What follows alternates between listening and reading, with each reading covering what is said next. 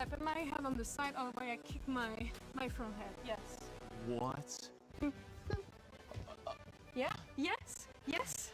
I think we got this. We're almost hitting 90 degrees with that high kick. I think we're pretty good at this. Yeah. I know, right? Be careful. Not, you know. Oh, yeah. Yeah. No, If I go all out, I would definitely, I'd go actually past my head, like way back there. This is a proper way to finish a can-can.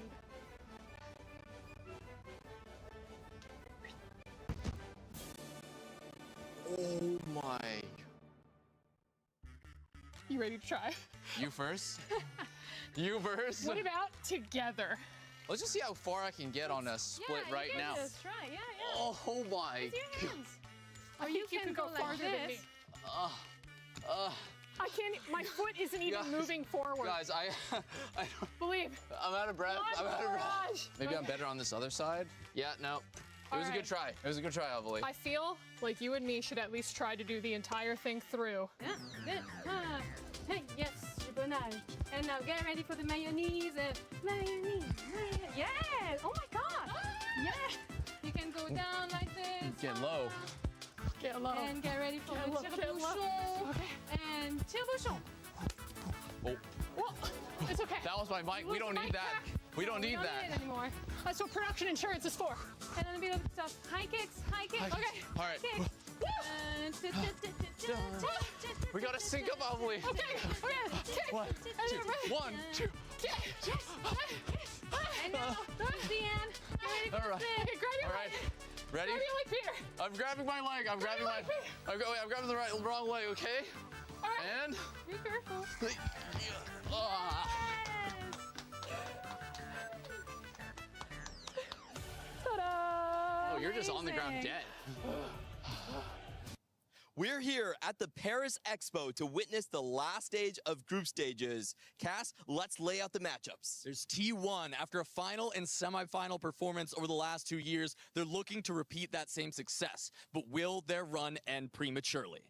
And Team Vision, coming as the first seed of CN, can Filancy claim the glory he's always sought? Next, there's MOUZ with the biggest bounce back from day 1 to day 2. They were able to crush the first key of TFT at EWC 2026. And Aurora Gaming has Kwanme, our most recent TAC round champion, looking to do it again in the City of Lights. Next is Nong Shim, the biggest surprise from the APAC qualifier, claiming that first seed. Can they do it again? Can they capture lightning in a bottle?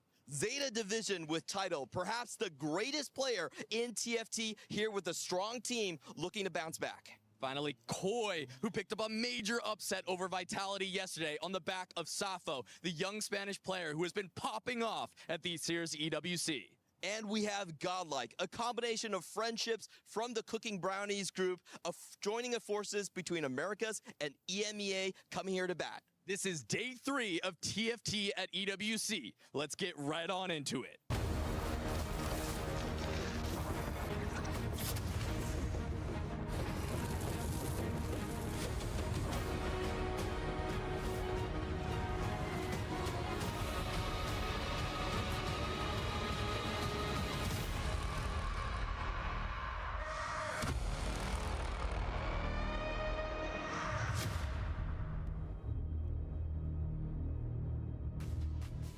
Welcome back, everyone, to day 3 here for TFT at the Esports World Cup in Paris, France. What a day it's going to be. We finish out our group stages. It's all elimination matches, which means every single match is a survival match.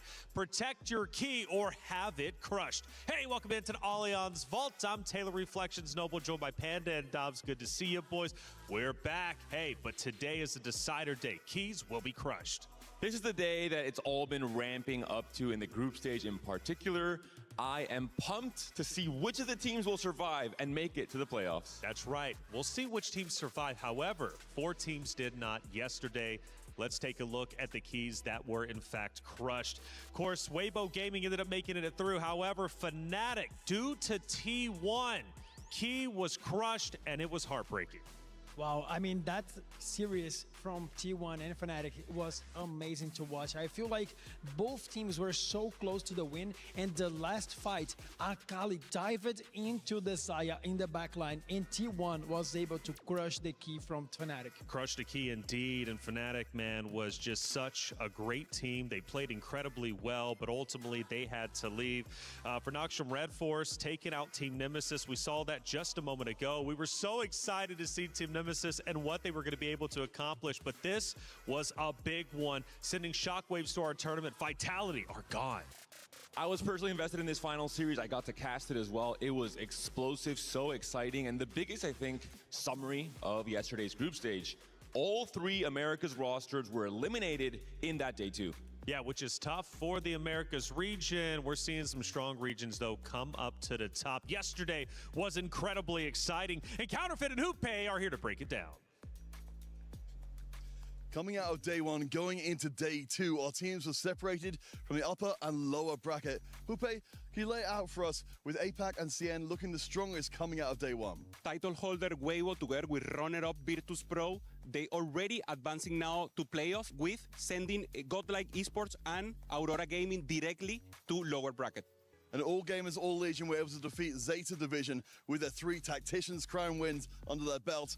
And also the Flash Wolves sending #1 seed from China, Team Vision, down to the lower bracket. What else happened down there? In lower bracket, Keys and Dreams were crushed. T1, 2-1 against Fnatic in the closest game that we had in the tournament. And then a surprise, MOUZ beating JDG 2-0.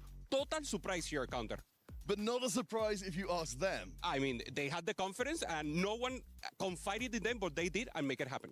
Of course, Nongxin Red Force also managed to knock out Nemesis, and we ended the day with an absolute upset with Vitality having Milk end his competitive journey. Vitality end their chances at club championship points, and of course, our Spanish squad, MKOI, moving forward in the competition. That's it, and that's the summary for day two. Today, 4 more Keys and Dreams will be crushed. One more. Again, 4 keys were crushed. That is a heavy burden. However, for those who have survived and moved forward, they celebrate. Weibo Gaming, Virtus Pro, obviously now waiting their competitors, 2 Titans in our tournament. Can anyone really say they are surprised that the 2 runner-ups from last year's editions have already made it through to the playoffs? I don't really think so. They're good at 4v4 for a reason. Their team play is fantastic, and they've proven it yet again in this edition. But Flash Wolves AGAL also moving forward. 2 incredible teams, and for AGAL as well for the club championship, it means a lot for the organization that they continue to dominate. Yes, for sure. And I feel like from Flash Wolves, they've catching up the Jinx composition so well. They've been the team that used that comp a lot so far. Other teams didn't invest that much, and they were able to play tempo very well on the second series, the second half of the series.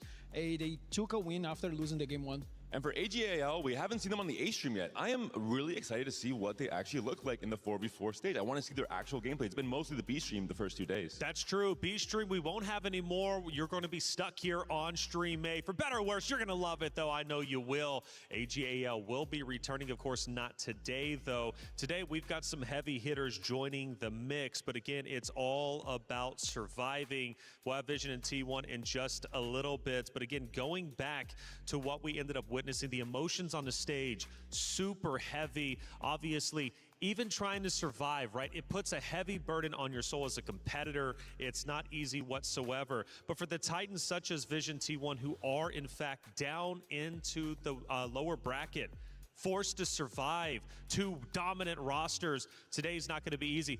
But who else are you looking out for in today's competition? Well, I like KOI. I mean, I feel like they're having a statement against the 2 best creators in the scene, Soju, and for the West, Soju and Raven just crushed Soju's key yesterday. I feel like for the Spanish fans, this has been a great team, a lot of great players, and let's see if they still get it today. Yeah, MKOI is just one of those rosters that's incredibly fun to watch, especially with the fan base behind them. We take a look at bracket 4 group Group A, which will be concluding today. It's been a long road for these competitors, but finally the playoffs is just in front of them. But are they going to be able to reach out and grab it? That is the question.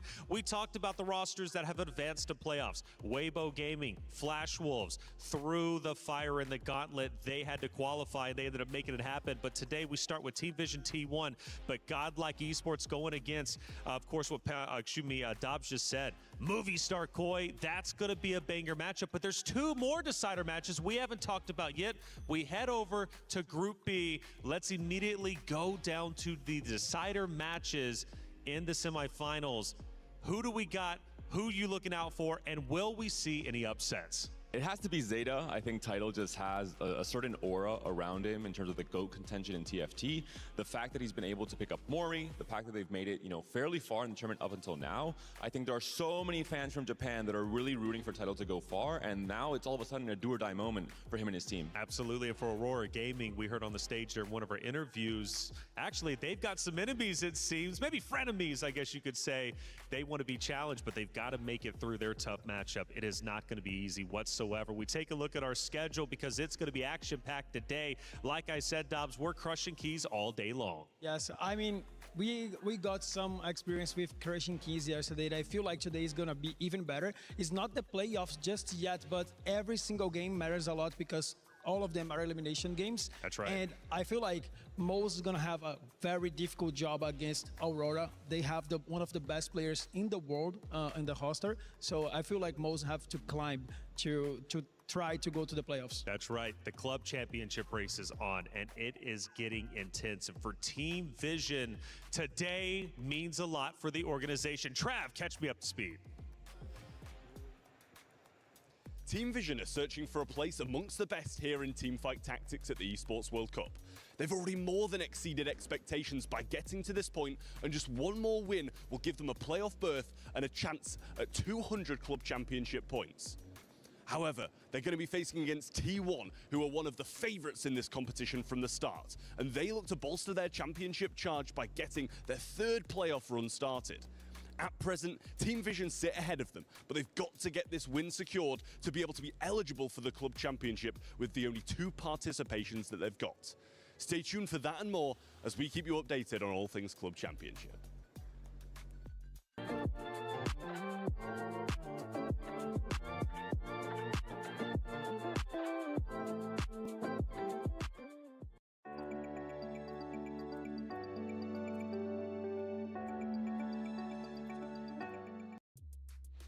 Club championship race, we're talking $30 million on the line, $7 million for first, and we're in week 3, so we're getting deeper into the run. It's not the end just yet, but you don't want to fall too far behind. For Na'Vi, they absolutely haven't. They've been looking stellar. However, they're not competing here in TFT. Vitality, they had their run. Unfortunately, missing out on the playoff brackets means missing out on additional points. However, AGAL in 3rd place, big talking point. They're still in, and they have a chance to gain some points, but Vision in 6th. That's going to be where we stop, right? We've got a lot of great competitors. We'll be breaking this down throughout the day, but Team Vision is the most major talking point here. Now, why is that? Well, Team Vision only has 2 teams in 2 events here at EWC. You need to have your teams place top 8 in at least 2 games. Now, if you can do that, you're then eligible for the club championship prizing. And for Team Vision, they've already got 1 top 8 finish in a previous title. They need another one, and they're 1 series away from doing so. Team Vision, I hear we've got the coach Kitty. Who did you find? Team Vision 战队的选手 Flancy。然后我的队友是真白、秦吹维和摸鸡鸡。摸鸡鸡是团队的大脑吧，因为他就是相当于说我们的指挥。然后秦吹维更擅长于连败锁血这样，更擅长于玩那种深蹲型阵容。然后我和真白是属于全能补位型，就是我们玩到哪个位置都可以。我们平时就是还是队友之间就是还是比较轻松氛围，就比较轻松，比较就是没那么严肃的那种。但是去打比赛的时候，就大家还是非常严谨，就是不会嘻嘻哈哈这样。就非常感谢支持我们的粉丝吧，我们也会尽全力打好每一场比赛，然后真的去用尽全力去赢得冠军的。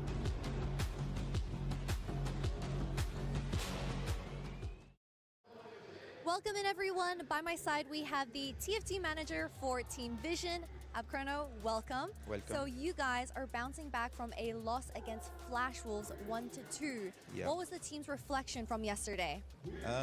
It was like a shock for us because we already, as you know, rank 1 and China qualifiers. So we back up our loss, scrimmed a lot for a little day.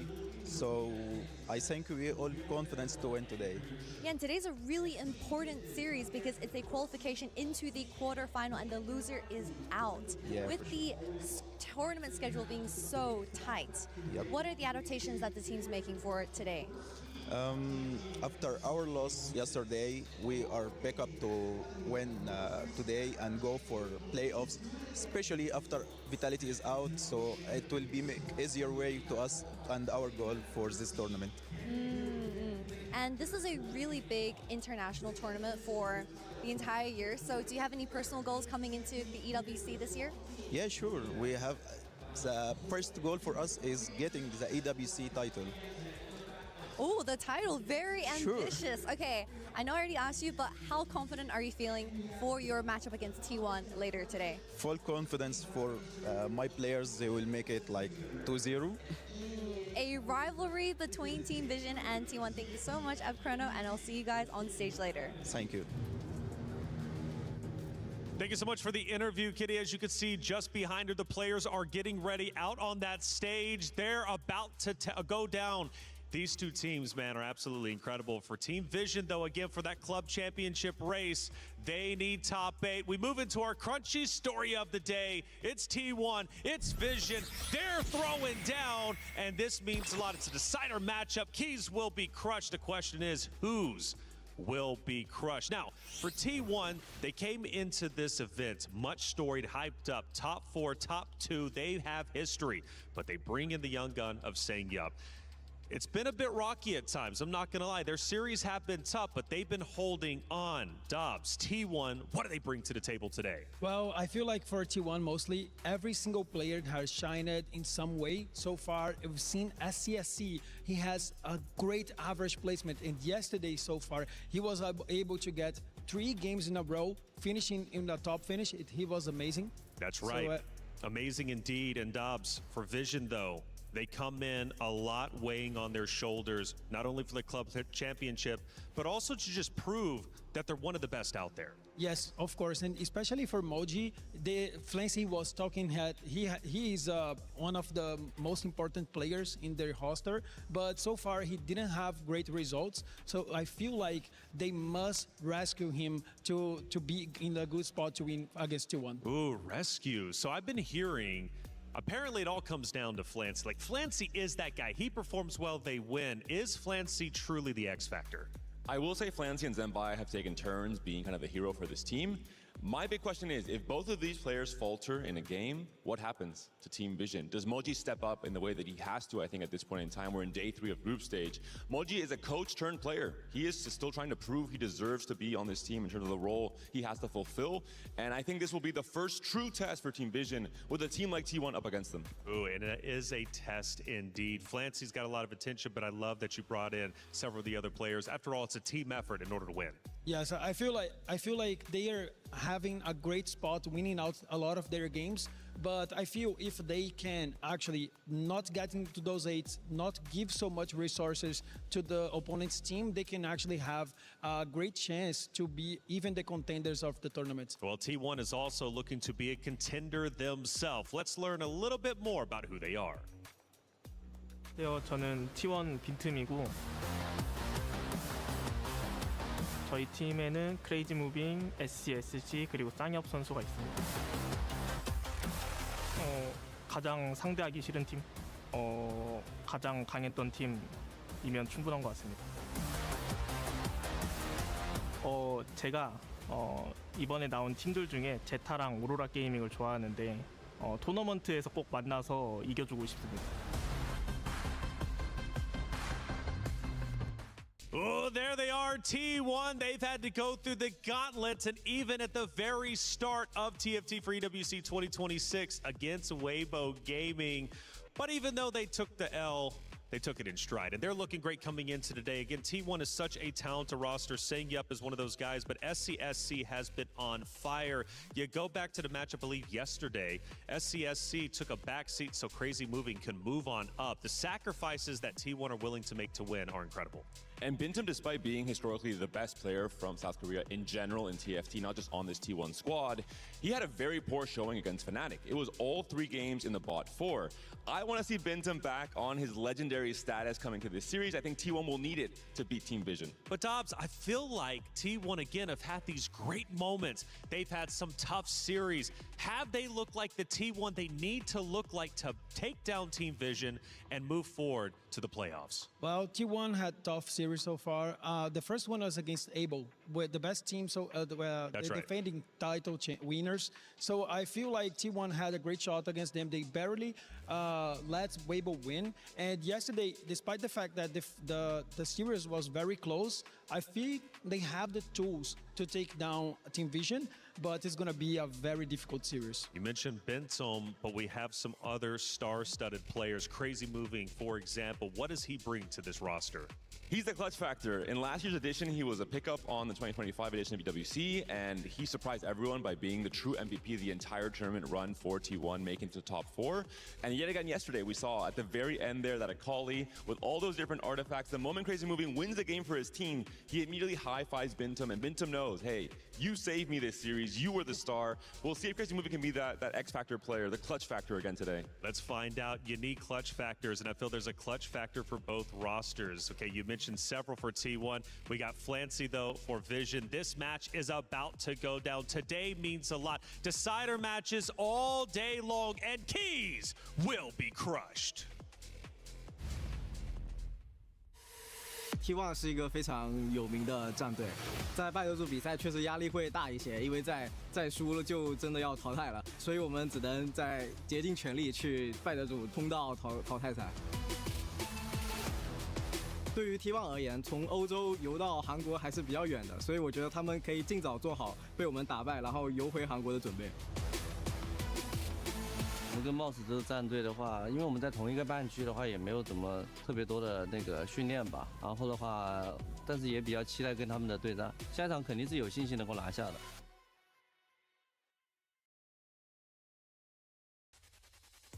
Ladies and gentlemen, welcome to day 3 of TFT here at the Esports World Cup. Yesterday, we already crushed multiple keys, and today we are continuing that trend as our teams are trying to fight for their place in the playoffs, Damascus. 4 places to grab on the playoffs. 8 teams remain, you know what I mean? Every single match is an elimination match. We got 4 keys to crush. Everyone is putting their tournament life on the line. And the energy has been absolutely fire. Yesterday, I'm over there on the Key Crusher with movie star Koi, and I'm hearing that NA is free. People are talking crazy like that out here in Damascus, and it's, of course, with good reason. Not the NA is free part. We don't stand on that one. I love hearing Rob say, can you say it again? I was not saying NA is free. I was quoting that NA was free, but of course, we are not. One of the best regions in the world, easily. That said, ladies and gentlemen, today we have some fire matches. Do you think it's about that time to bring out our first team? I think it's about that time to go for our first team, man. First match, and that's an absolute banger match. Who do we got first, Rob? Ladies and gentlemen, please welcome to the stage, Team Vision! Team Vision, the Chinese qualifier winner. They want to prove that they can replicate their regional dominance on a national stage. So far, they have already exceeded expectations in their first TFT EWC appearance. And Flancy has been on fire with back-to-back first place lobby finishes. Now, of course, we do have an interview with my guy MOUZ first and foremost. So you're looked at as the coach, a coach in China. Now you've switched to being a player. What made you switch, and what do you have to prove? 搏击选手，所以你也做出了从教练变成选手的这个选择。所以你是为什么做出了这个选择？然后你在这次的 EWC 想证明什么呢？就因为我4-4其实练了很久，包括澳门公开赛也拿了冠军，所以说有这个4-4的比赛，有这个机会上来当选手，肯定是比教练还要再更让我兴奋一点的。I've been practicing for a long time, including the MKOI Open. So, of course, when I'm given the chance to be a player again, I'm always going to take it. Coach to player, and right now he is one step away from the playoffs, Damascus. Hey, usually it's the opposite. Players, veteran, move to coach, but that guy's back, and I love to see it. But they got a huge client against them right now. One of the absolute powerhouses of this game. Please, let's welcome T1! The powerhouse, the team, an experienced team, contenders for this entire tournament. They unfortunately had the bracket unluck of facing the running champs, Weibo Gaming round 1, lost 2-1, and then clutched it against Fnatic 2-1 to survive, as right now they are about to put their tournament life on the line against the best team in China, Team Vision. T1 stepping onto the stage, about to deliver a banger match. Of course, players joining us right now. It's looking good, and I am with Sang-Gyop, who I wanted to talk to. Sang-Gyop, I have one simple question for you. This team is a true contender, and you have been the new addition to this team. How is it to join 3 players of that caliber, and what's your role today in lifting them to victory? 쌍엽 선수 이제 T1은 이제 강력한 우승 후보 팀이고 이제 올해 새로 합류를 하시게 된 선수인데 이제 합류하게 되신 소감과 이제 합류하심으로써 어떤 역할을 이제 수행하실지를 한번 설명 부탁드립니다. 역할이요? 네. 저는 1등을 자주 하는 역할을 하고 있습니다. My role is to get first place in this team. You know what? Banger awards! I don't need anything more. First place only. Listen, teams, it is time for you to line up in there for the traditional face-off. Can we get our players to face each other off? Because Rob, without further ado, it is time. Our casters are ready. Everyone is ready. It is Team Vision versus T1. Let's go!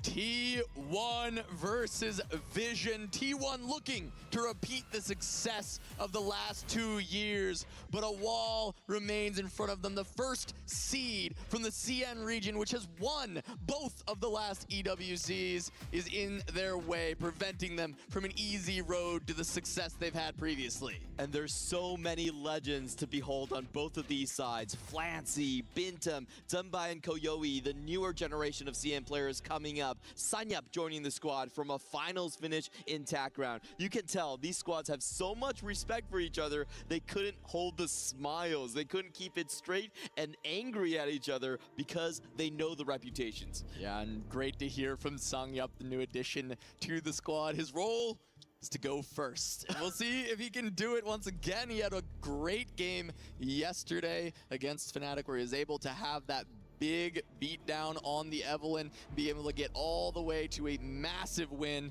to set the tone for that series.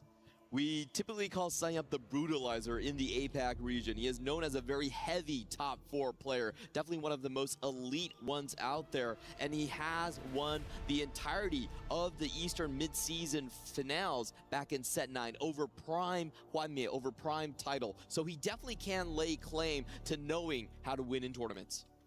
So far in this event, T1 has, of course, impressed. We had some big pop-off performances from both Sangyup and Crazy Moving, but SCSC has been the anchor for this team. He's continued to go for those top 4s, make sure he's always having a very solid placement, and make sure that the team is always still in the game. Yes, he has the best AVP of any single member on the team, and this is what T1 is most known for. They usually have 2 great tempo players in Bintam and SCSC, and then they have those win-out players like Crazy Moving and Sanyap.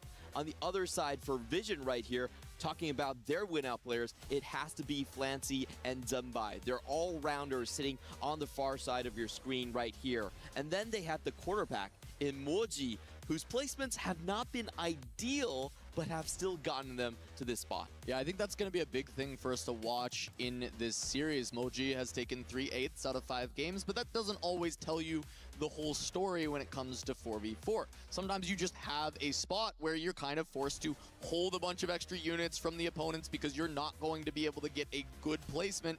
And of course you want to aim for the 7th, but the 8th will come for you at certain stages. So is this a worrying trend for MOUZ, or is it just the circumstances of the event so far, and can he just bounce back in this series? It definitely is a little bit worrying, but of course he has had the most impactful 8. When we think about the game against MKOI, he held on to 9 Zoe copies, completely shutting out Dallasum's win condition. We have the same worry coming actually from T1 as well. Bintum, he is known as a super flexible player. The team lets him do whatever he wants most of the time, but in this tournament so far, the placements have not been looking good. So both of the quarterbacks, the coaches, the ones with a lot of experience, they have to step up themselves and not put their teams in a hole.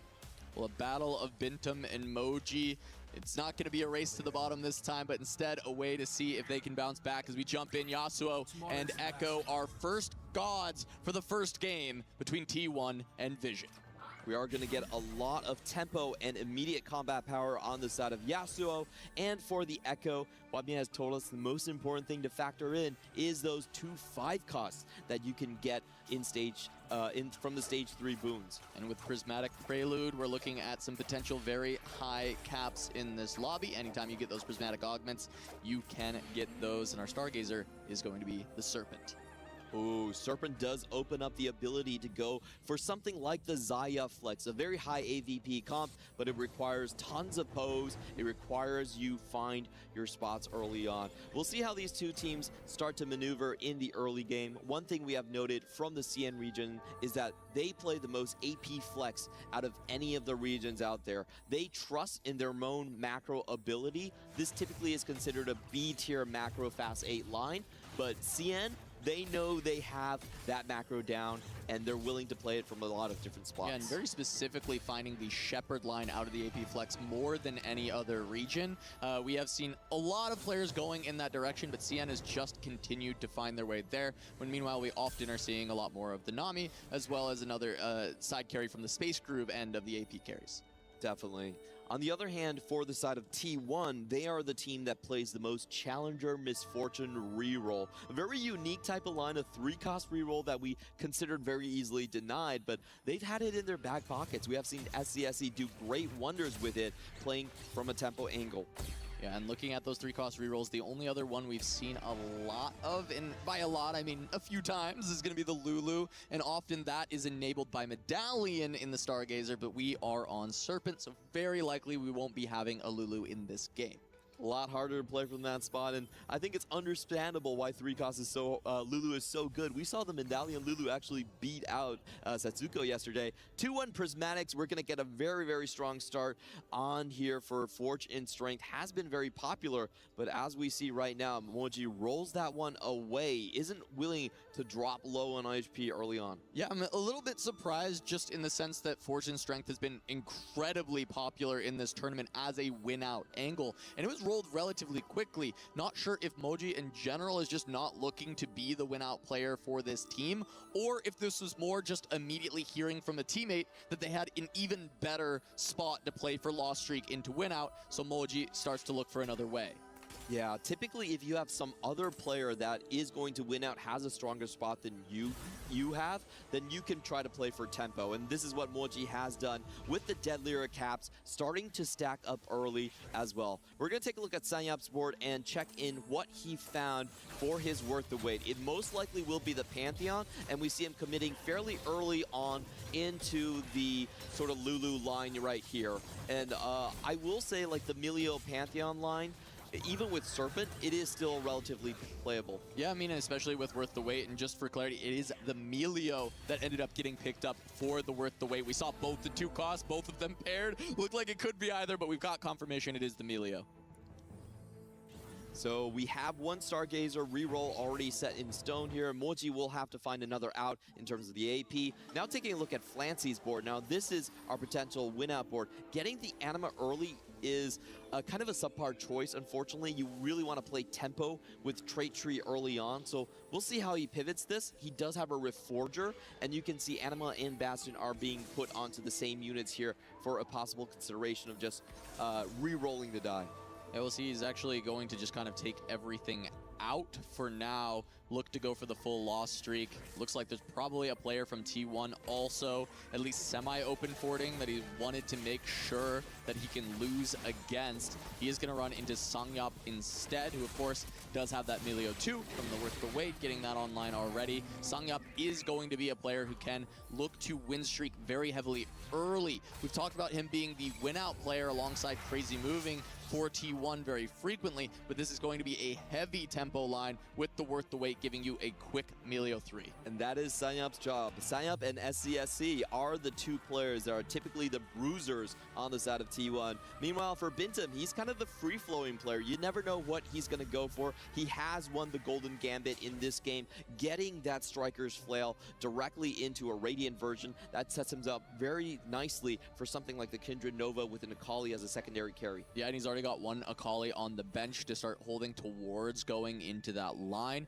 Generally, we're going to see one Akali from each team, whether that's reroll or go towards the Kindred. The Kindred version has been significantly more popular as it's a lot easier to play tempo with your Akali 2, get to level 8, find the Kindred, than it is to reroll for Akali, which is such a contested unit.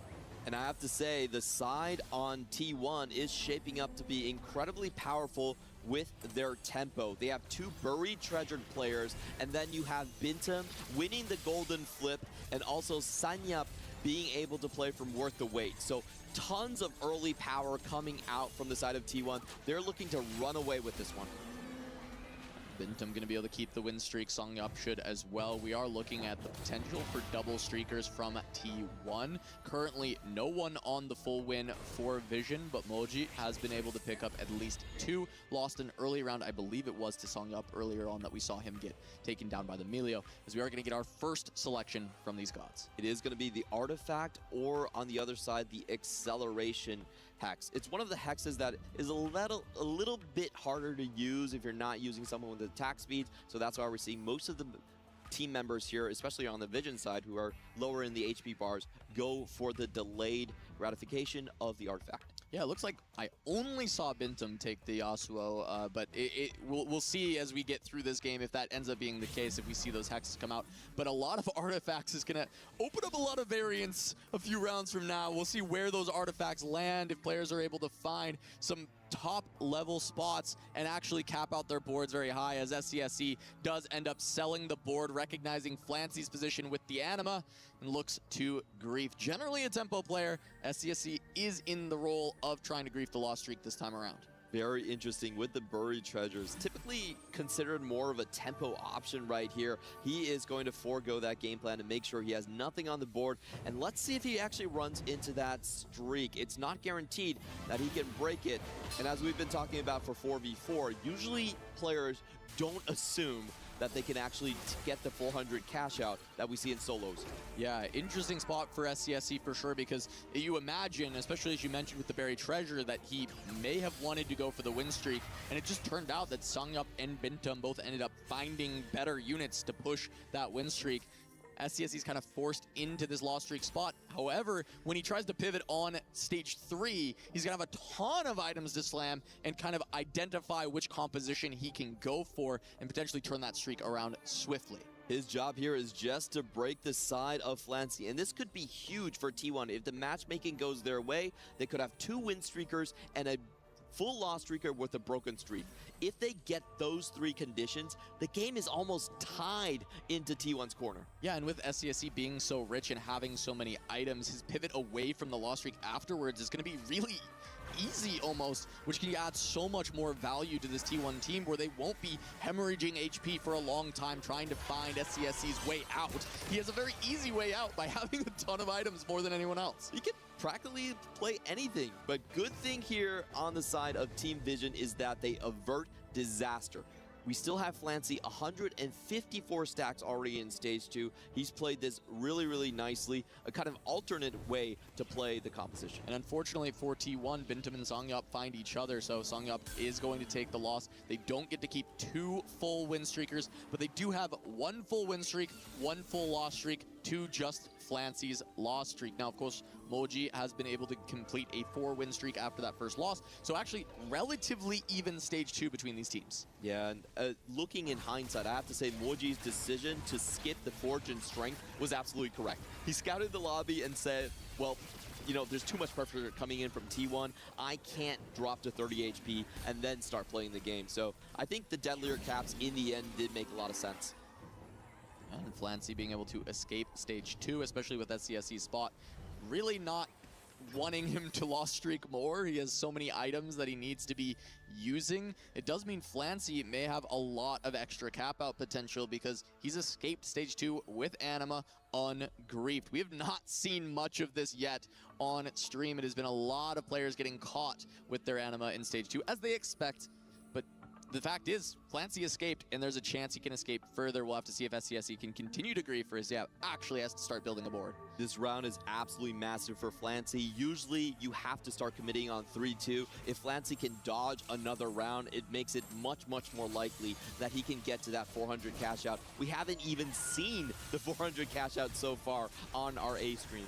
Yep, meanwhile, Bintum is going to run into MOUZ, who had that win streak with the deadlier caps. It is going to be 3 items on this Caitlyn 2 with the Radiant. Oh, no. But the Lissandra cast nearly takes her down. AoE? She does get there, and MOUZ is going to break Bintum's streak and continue his own. Oh, and you could see that on Bintum's face. He was so disappointed. The only win streak left on the team and taken out by MOUZ. Now, MOUZ trying to go into the tempo oppositions. We have the silver augments coming up from 3-2. This could be a huge reward for SCSC if he can find that restart mission. Yeah, and especially with SCSC having to take all that extra damage before this, he is going to end up with Dumbify. He's not going to be able to get the restart mission going, but he didn't have much of a board, so easy enough to just get the dummy and then start to rebuild once more. Misses Flancy once again on 3-1. Yep, Dumbify has been modified, so it's not that weird to, build it out of an open board. You still get decent stats for it. But I think Flancy turning the corner right here is very interesting. He could still sell large portions of his board to maintain that loss streak, judging based on what SCSC does. Songyup gonna run into Flancy instead though, and of course that is the 3-star Melio from the Worth the Wait already online. So that's gonna keep going, potentially get to that 4-star endgame for Songyup. We'll see how much he ends up committing to the reroll or how much he just used this 3-star to keep pushing the tempo of the lobby. Yeah, I do think that T1 are still in a very strong position, and we do have interesting things coming out from, I would say, both Zhenbai and Koyoi. We haven't spotted their boards much yet, but Koyoi sort of committing himself on the Shepard line. He has been sort of the brawler for the team on Vision side, always going for Shepard, his most played so far. On the other hand, we have another test for Flancy. Can he avoid this one again? Yeah, I mean, SCSC's game is getting kind of obliterated by this, having to lose so much health. He's basically has a blank first augment. He hasn't been able to use his prismatic whatsoever, and he's still cannot find Flancy in this matchmaking to stop the bleeding. I wonder if this is going to come back and bite T1 because they were in such a dominant position in terms of tempo.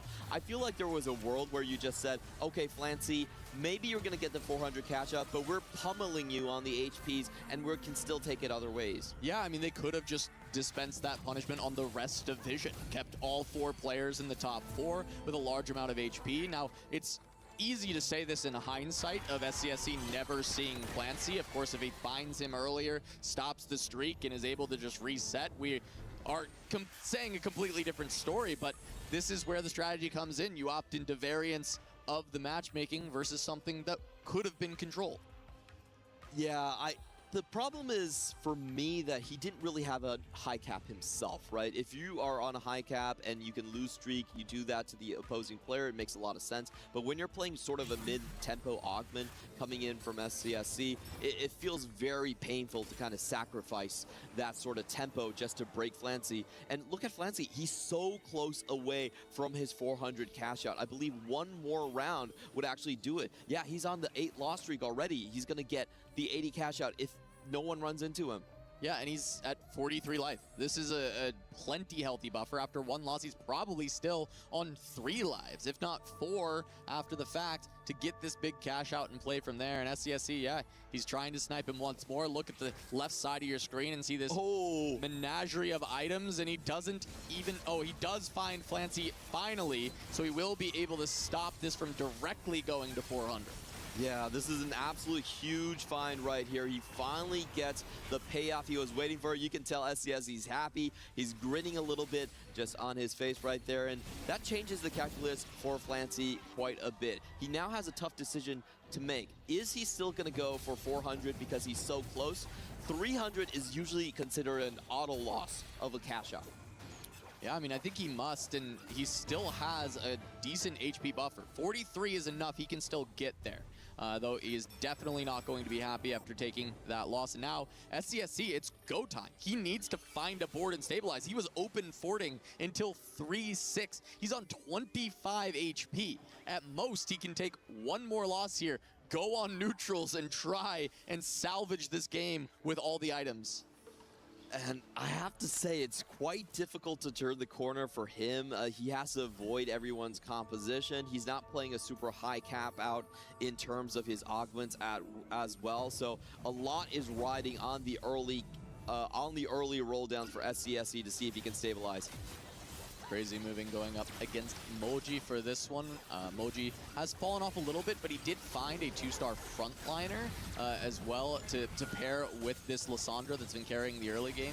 Meanwhile, Crazy moving, having to play around just the Leona with the Zoe 1, trying to get the damage through, but it looks like MOUZ may just have enough with that Lissandra. 1 more cast, and that'll do it. Crazy moving, obviously angling for the Space Groove composition here, our most played comp over the entire tournament.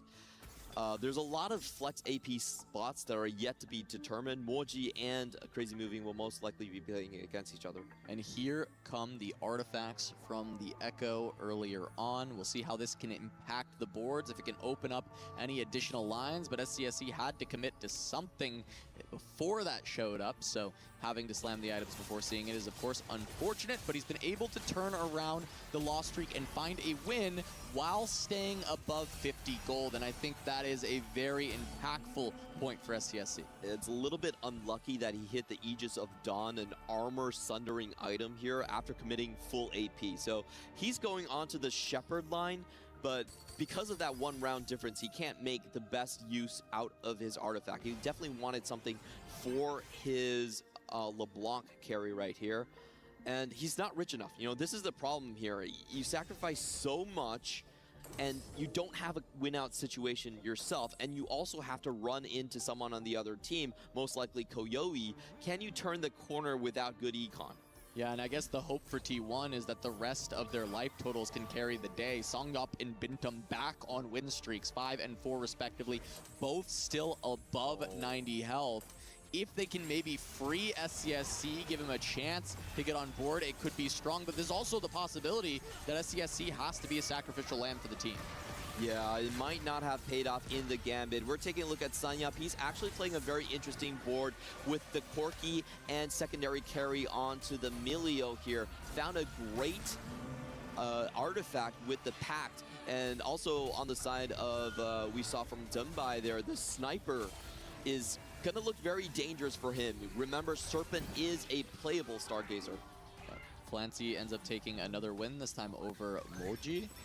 As we do get our final augment selection of the game, it will be gold, so 1 of each for this one.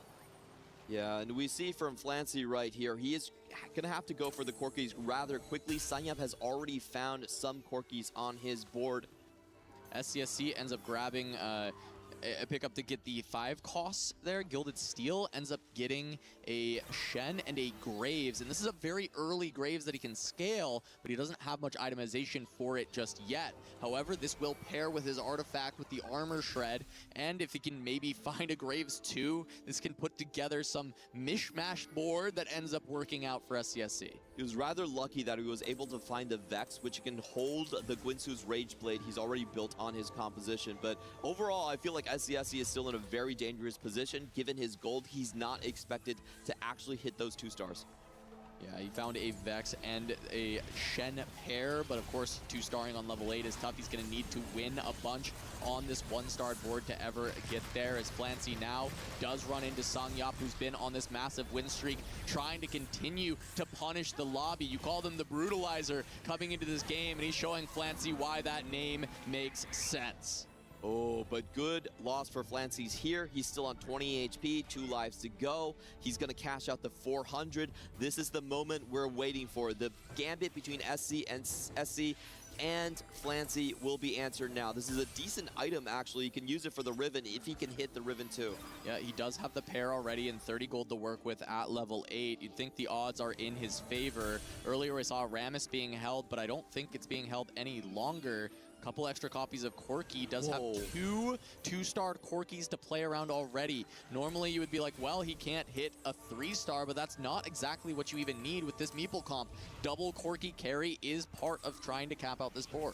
And look at that Reforge. Actually gets a Rogue after reforging the Anima, the best option he could possibly look for right here. And he is going to settle with the AD backline cash outs. Very strong spot from Flancy, getting the only 400 cash out we've seen so far, and great rolls on the Reforged. Yeah, and we'll see if Flancy can prove why everyone has been investing so many resources to grief this Anima line when they can, as he does have a potential win-out angle with this Corki, and he's going to force T1 to hold Corkis for the rest of this game, as he's already on 6 copies. Yep, Sangyap, of course, is playing into the Corki line as well, so they have someone blocking him there. We're going to be taking a look at the God Boons. Yasuo with the Cryogenic Hex is going to make those front lines so much stronger. If you already have a 2-starred one, they are going to heal that much more. Well, SCSC could also pick up a 5 costs here, and if he did have a Shen pair, he could potentially find the 2-star that he needs for one of them, or at least pair another one of the 5 costs and start to get towards that cap out on this 5-cost board that he's been trying to scrounge together. You look at the 2 boards on our screen. We have Koyui with the snipers, not finding the upgrades yet, but great items for the Xayah at the very least. Meanwhile, we have Senbai on the Shepherd line with the LeBlanc. The story here is the same for both Vision players. Extremely high caps, great artifact hits, but they haven't found their 2-star carries just yet. Koyoi 1 copy off of the Xayah, and on the other hand, Zenbai 1 copy off of the LeBlanc. If they can stabilize, I feel like Vision can outcap. And still, they are behind a significant amount of HP overall because of Sangyap and Bintum's early game. Koyoi going to take a large hit from Flancy because Flancy had to use all these resources to stabilize. Now he's hitting everyone hard indiscriminately, and that hurts a lot because Koyoi now down to a single life for this game. 12 HP, a hope and a dream, and we see Sangyap doing his job. 2 Xayahs held onto the board. This is how you treat low rollers in 4v4. Yeah, he was also able to give Crazy Moving a win, and a very good loss for him as well, I'll say. Only losing to 2 units, I believe. Crazy Moving gonna take that win, keep alive a bit longer, and even finds a Nami too. Big hit here for Koyoi. He finds his frontline upgrade and his backline upgrade. Massive turn right in the nick of time, but can he actually survive? It's always so dangerous when you are on your last lifeline. Yeah, gonna run into Bintum. Bintum had been on the streak for a while. He's back on a small win streak, but looking at this, he's only on the 1-star Kindred and a 2-item Akali as the carry. So these large hits of the Xayah could be enough to save. A massive stun came down, but the Xayah is now focusing on to Akali. She's healing quite a bit, but it's not nearly enough. This is enough stability for now for Koyui on this Xayah. Yeah, the name of the game for Koyoi is to avoid Flancy for as long as possible. If it does come to it, I think unfortunately he will be the player to drop out since there was a massive cash out for Flancy. Yeah, and SCSC finally takes a loss. 5-win streak after finding that little bit of stability. Takes a large loss, 15 damage. Not sure where the matchmaking was. Could be someone like Flancy to take a big hit like that. Seems like it was someone who had fully stabilized. The question is can SCSC escape this 8th? Anything above an 8th, I think, is a massive success for how this game went for SCSC. And he does actually pick up a Graves 2-star. He's had the Graves for a bit, but he did have a lot of AP items. I'm not sure if he's been able to get to that itemization yet. He is playing Gilded Steel, so all the actual combat buffs are towards your 4 costs. So it's a little bit unfortunate. I feel like the Graves is the last carry you would want to hit. I'm actually surprised he even built it, to be honest. I felt like you would probably prefer more gold and more chances to find the Vex. It has to be the synergy with the artifact, had to be the logic behind it, right? You're trying to play around what was given to you in the game. The Graves was found. It's just anything to put together. Notably, he did lose to Flancy out in that last one. That was the 15 damage, so might not have to hit Flancy again, which could give him time to stabilize if someone else from T1 can finish off Koyoi. So this should be going in the side of Koyoi. He has the backline upgraded here, and Zumbai still struggling to hit that LeBlanc. Hasn't been able to find the champion since there were so many holds on the top side for T1. SCSC goes up against Bintum. His front line not that stable because it is just a Morgana 1. However, the cryogenic and the items are enough to make her so tanky, and just relying on what are pretty decent items around there. But Koyoi goes down. What? I looked away. I expected that to just be a one fight with just the 1-star LeBlanc. It felt like easily this should be a victory, and he's not able to get there. 8th place for Vision. SCSC has escaped the bottom. He might play 7th, but he escaped the sure 8th we were expecting. Wow, what a fight coming out here. Because I actually feel like SCSC is playing this quite greedy. He's not even going for assault frame on the Graves. He's actually going for a backline power frame. So this is the max cap potential on 10 HP. The way they're reading the lobby is that I actually need to play for higher cap. And with Koyoi out, that's a lot less pressure for him. He can start to make more tempo decisions. Yeah, and I mean, if he can hit this Vex that he has paired, the Morgana he has paired, suddenly this board looks like it has the potential to win, which is not something we expected to be saying about SCSC, but we mentioned how much of an anchor he has been for this team, how he is so consistent. Highest AVP for the team. Can he do it again to keep T1 heavily in this as he takes yet another win? 2 losses for the side of Vision right there, as Crazy Moving wins the 1v1 duel between the Nami and Zumbai's 2-star LeBlanc. So huge wins on the side of T1. They are looking still in a lot of peril, though. The peril is named Flancy. It is Crazy Moving and SCSC both on 1 life. If they rotate into Flancy, they will be gone in an instant. So that is what we are looking for. That is what Vision wants. They want Flancy to rotate into one of these. Yeah, T1 now is probably considering the fact that they don't have a win-out player versus Flancy. They have to play the tempo game. They need to send as many players as possible from Vision towards the bottom 4. Songyup sacking for SCSC. All items off of the Melio. Should be able to take that one and keep him alive. Was Bintum able to do the same? It looks like only 2 items on the Kindred, so at least slightly weaker. And Crazy Moving is going to take a very small win over Bintum. Extremely optimal for their team. Meanwhile, though, Songyup's Riven has been doing a lot of work, making this very close, and that is exactly what they want. They want the win for SCSC, but they don't want that much damage on Songyup. Beautiful team play in this round for T1 to deal very minimal damage to their own team. Perfect remover use coming in from T1, getting another 2 wins that might have gone the other way. Now Zumbai is left on 6 HP right here. There is a chance that they can send Vision to 7 and 8, and that would be very difficult for Moji to get a 2nd place to win the game. Yeah, it's a huge way to kneecap Flancy. Flancy is definitely going for the first here, and it seems unlikely T1 can stop him. But Moji, certainly more stoppable on a single life himself, and if he ever rotates into Flancy, it'll be very difficult for them to juggle that balancing act and keep them both alive. Zumbai has to have a great sign of a relief right here. He actually dodges out on Flancy, gonna rotate into a Ghost, maybe can keep himself alive. Meanwhile, SCSE is going up against Crazy Movings. No removers left, so Crazy Moving is full powered against his teammate. Yeah, they have to see who is stronger at this point. You can make predictions on who might be better into the lobby, but it can be hard to tell. And there's a lot of potential for SCSC to get even stronger on these two pairs, so they have to let Crazy Moving go. But does anyone else fall? Bintum! Bintum falls! That is a 6th and a 7th for T1, and a disaster for them as Flancy is looking towards that first place. That's huge. As you pointed out, in this type of a point situation, if SSC falls, the game's over. Even if it is Zumbai that falls in 5th place, then whoever wins will win the match. So Flancy is in a dominant position right here. T1 knows they are in trouble. They have 2 steps to go here first. They need to send Zumbai out in this round for the game to even continue.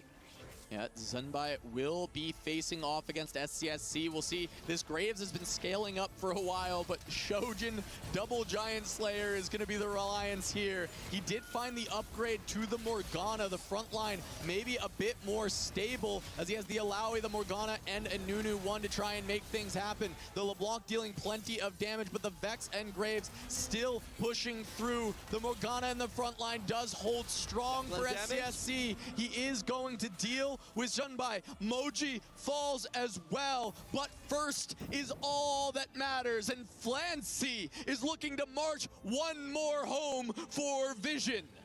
Step 1 completed for T1. Now they have to face the final boss. How do you deal with Flancy? He has multiple win conditions right here. Take a look at the number of Corkis he has. He can go for the Corki 3 game plan, he can go for level 9, and even if he doesn't do anything right now, he is still considered favored to win both of these matchups. And let's talk about SCSC for a moment. The most sure 8th we've seen in the tournament so far, and yet somehow he may be the hope for T1 to beat Flancy by finding the Vex upgrade, by continuing to push this board forward even more. The most unlikely hero off the loss streak with an augment that was useless for the first 2-3 stages of the game, and now he's the one who can try and stop Flancy?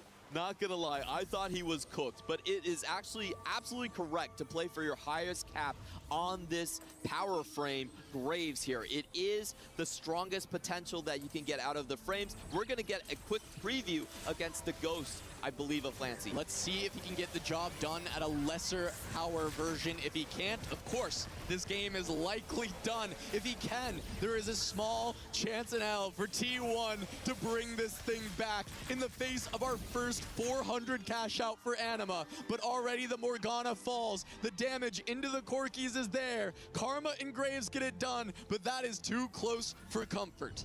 Ooh, we all know that the Ghosts are typically a little bit weaker, but SCSC still able to win that one out. He has 2 major upgrades he still needs to find, both in the Nunu and the Vexus. If he can get there, maybe he stands a chance. On the other side, it was a clean sweep for Flancy. The win conditions are laid out here. Sanyup most likely has to drop, and we're going to have a huge roll down coming potentially from Flancy to find those Corki copies. Best case is SCSC rotates into Sangyup here, gives him 1 more round to econ a little bit more. He'll make 10, and he can try and find the Nunu and the Vex, and that's exactly what we get. Beautiful play by Sanyup. Makes sure that he does not return Corkis into the pool. Has to make Flancy wait for that one. And here we go towards the roll down. Let's take a look at it. SCSC can actually win. He's not favored to win, stuck on level 8 right here.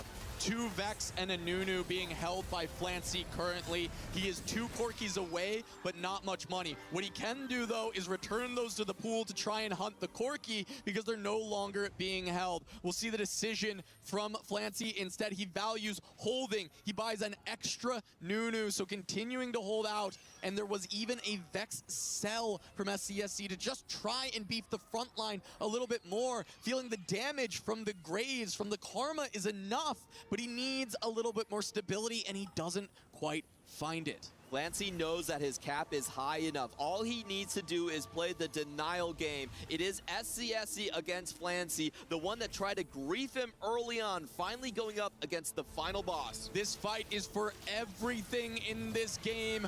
Winner takes game one. The Graves trying to push through. The Corkies hitting the Morgana so hard. She is not lasting long enough as the Rammus continues to bring the big shields. One big cast from Karma. The Graves punching through, but the Rammus once again. Can Karma cast one more time? She doesn't get it off, but the Graves gets it done. And that's one win for SCSC, but it was only by a unit, so he needs one more.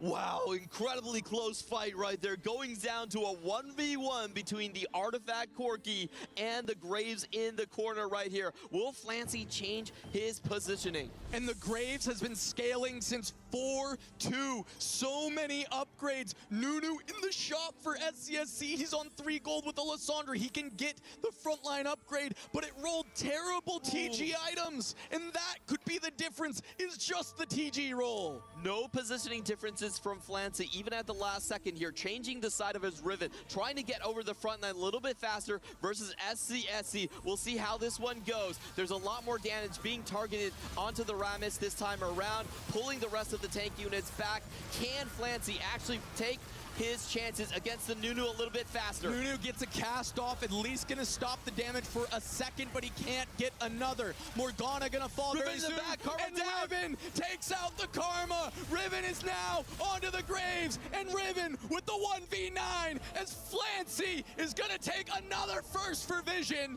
and get a game up on T1. Flancy returning to his day one form. He had a 1.5 AVP coming into this tournament in his first series. Doing it again for Team Vision, being the hero of the first seed from CN. Absurd. How could this even have been where this game ends up? It begins with SCSC trying to grief Flancy, destroying his own game completely, having an augment that does nothing in a lost streak situation, and yet he stabilizes around a Graves, a unit that we thought maybe he should sell for gold to get all the way there, and he's able to take it to the final where Flancy yet again is able to get a first place for Vision, to carry this team, to take the CN first seed a little bit further, and they're one game up over T1. The rest of that series coming right after this break.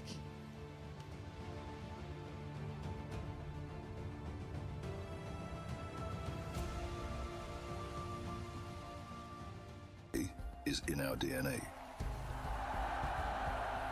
Whenever we let it out, it becomes our superpower.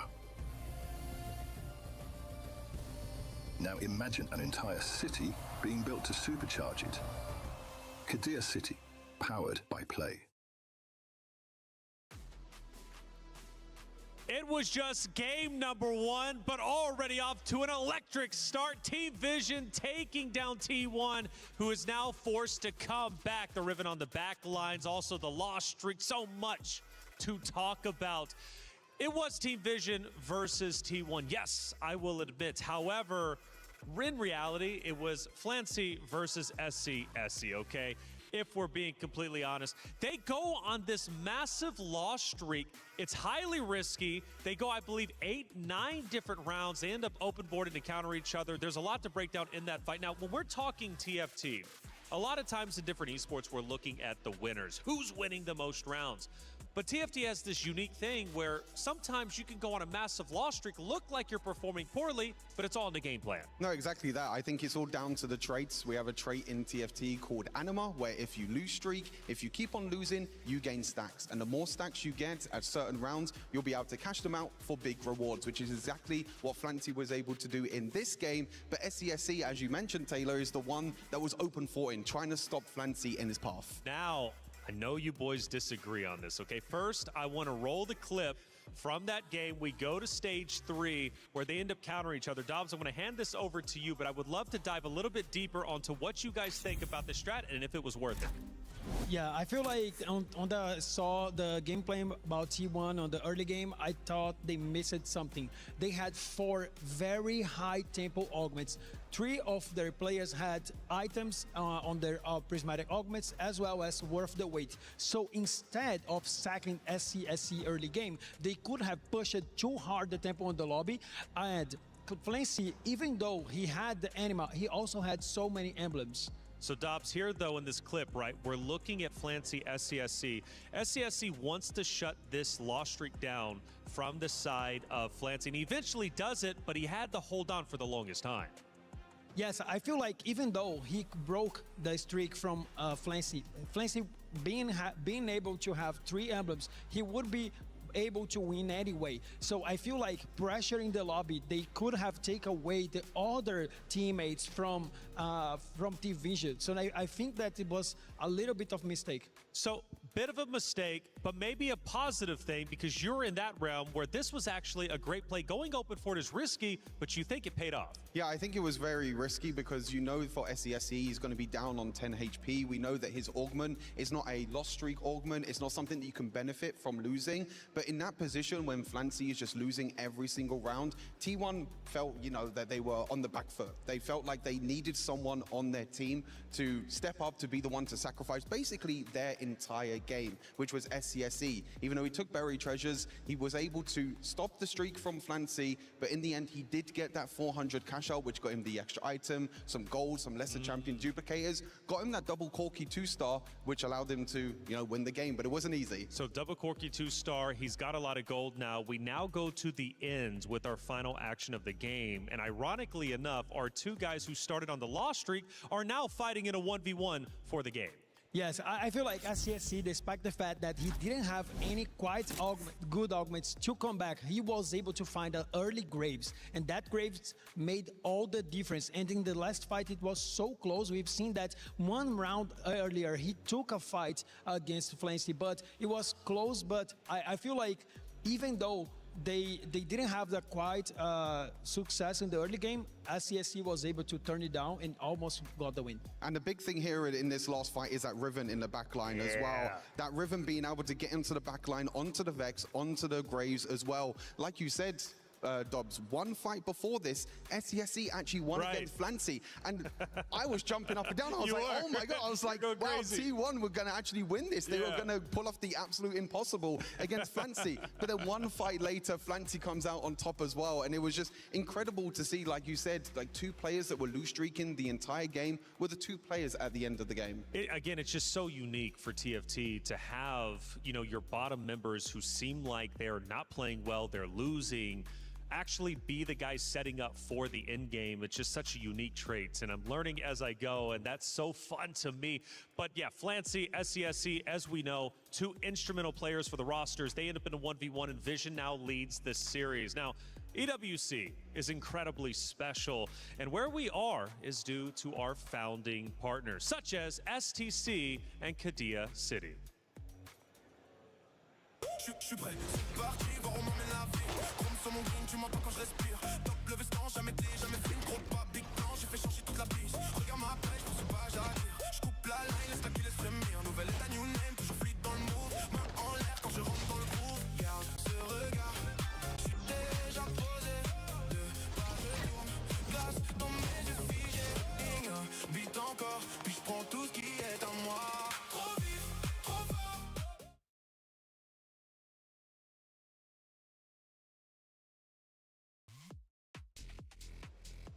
Thank you once again to the founding partners. EWC would not be what it is without you. Game 2 about to be underway. Team Vision now leading the charge. Again, just a reminder of how important this is for Vision.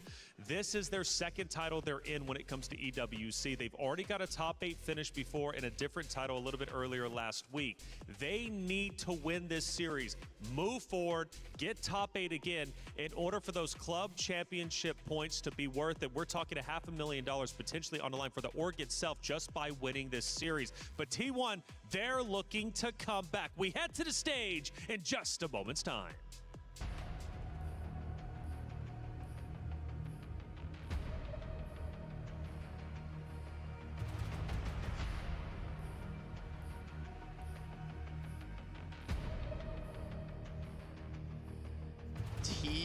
T1 versus Vision. Vision grabbing an explosive game one off the back of their carry, Flancy, once more. He's done it time and time again for this roster, and no exception in our first game of this series. But SCSC on the other side has been that counterpart for T1, someone who has been a rock, an anchor, something that they can always rely on, and he almost brings it back from the brink to give T1 that first win. Now they are backs against the wall, key to be crushed if they can't win these next two games.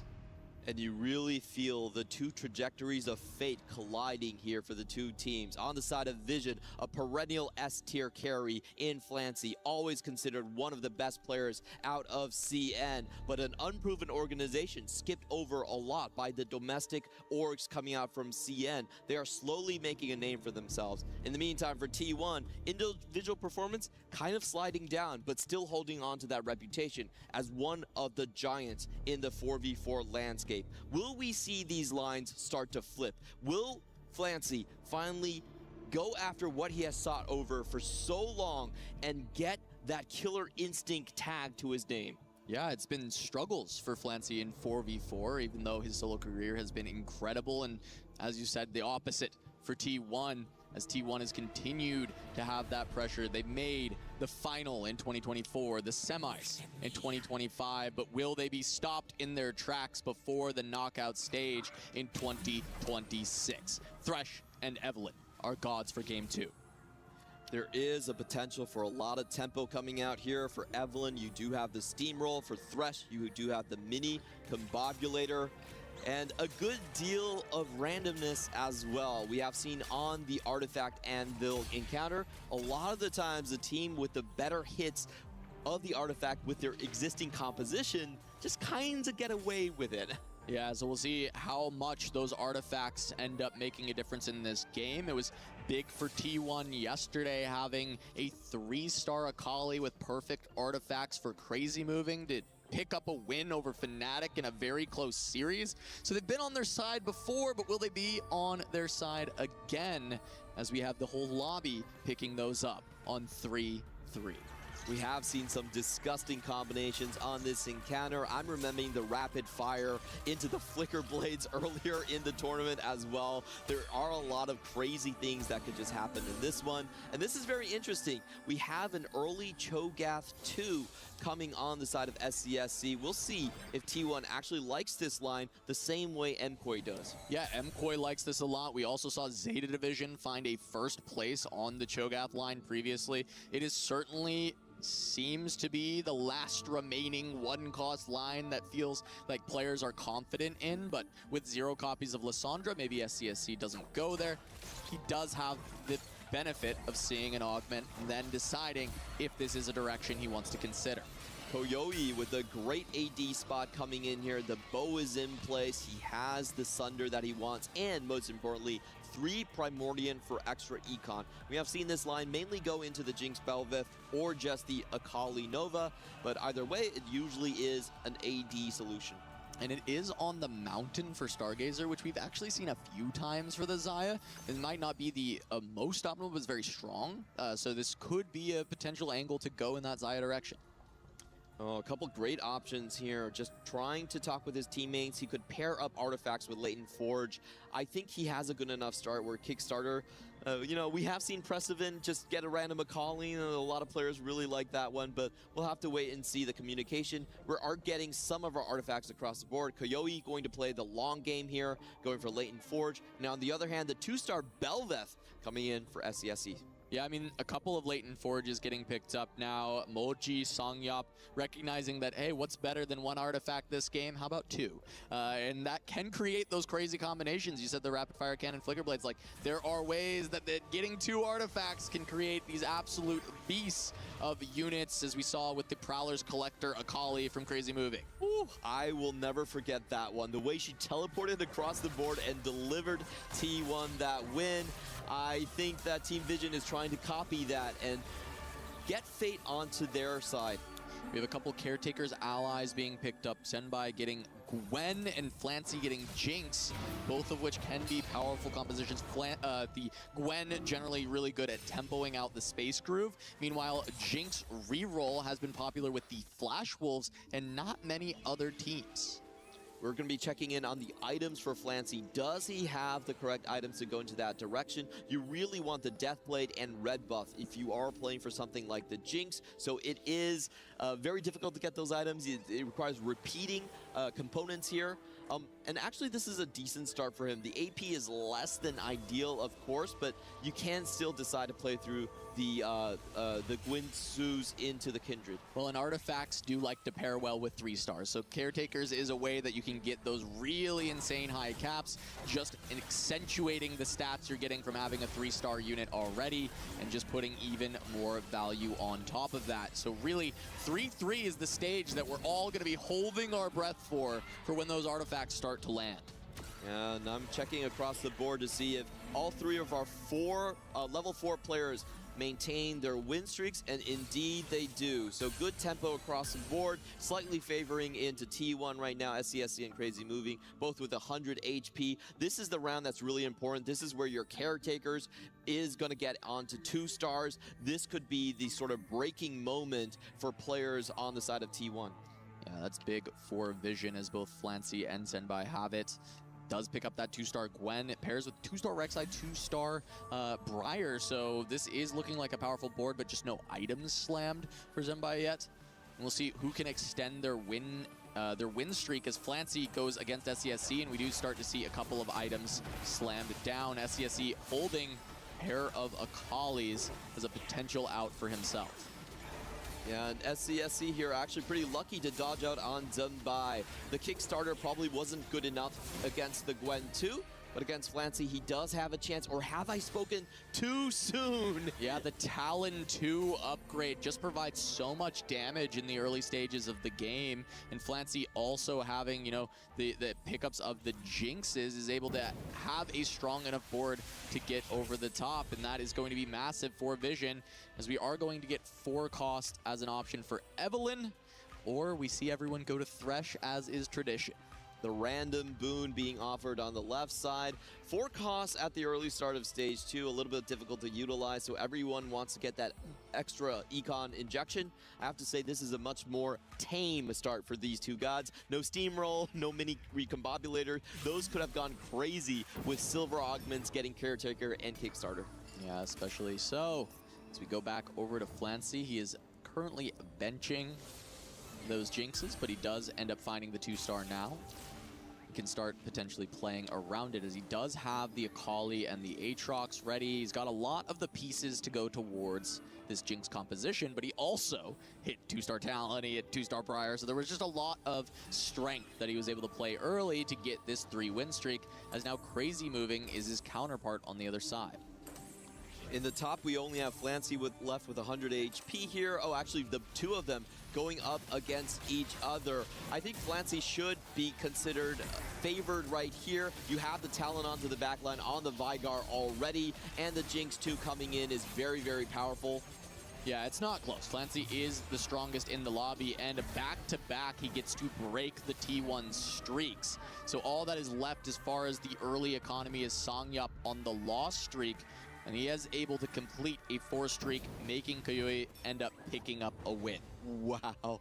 Flancy getting a Tom Kench on his shop, so pretty good for him. In the meantime, Songyup just using Latent Forge to kind of lose streak and make sure he gets those Mountain Emblems in just a little bit sooner here. So we have the lost streak battle on the bottom, and no, actually it looks like T1 just actually won that. Yeah, they did. Yep, MKOI wanted to get the full lost streak. Songyup probably did stop that. And I have to say, the Veigar line choice coming in from Crazy Moving is very interesting, because T1 were one of the only teams that played it, and it was a very quick 8th place coming in from them. Yeah, and it's coming off of a Silver Spoon as well, so my initial instinct is that it is just going to be for tempo now, playing around that Veigar, but we did see 5 copies. I mean, there's still a world that he does go further towards that. Yeah, I think if you have 5 copies, even picking up Silver Spoons and trying to play Tempo Vigar is usually considered a decent line. The fact of the matter is that we just haven't seen it work out in 4v4 just yet. A little bit too slow. It's very hard to get the 7 meeple printer online whatsoever. So I'm curious to see where they're going with this. We know that T1 is comfortable playing this line. It just hasn't performed so far. Yeah, but Flancy once again in the position to be the hero for Vision. Early Tom Kench going to beef up that econ even further. He's going to be able to play towards Jinx 3 if he wants from the Caretakers, and he's also playing that Akali line, which we've seen placed so highly time and time again. No swords being found so far. A little bit unfortunate for the Jinx on the back end. And some smiles coming out for Zunbai. Very interesting to see that. We'll see what he gets later on. Yeah, they may just be feeling confident with the spot they're looking at on Flancy, their captain. They're just like, well, I guess, I mean, if Flancy's just going to win the game for us again, maybe everything's going to be okay. Meanwhile, for T1, they have no such spot that looks as incredible as Bintum is sitting on a 3-star Briar.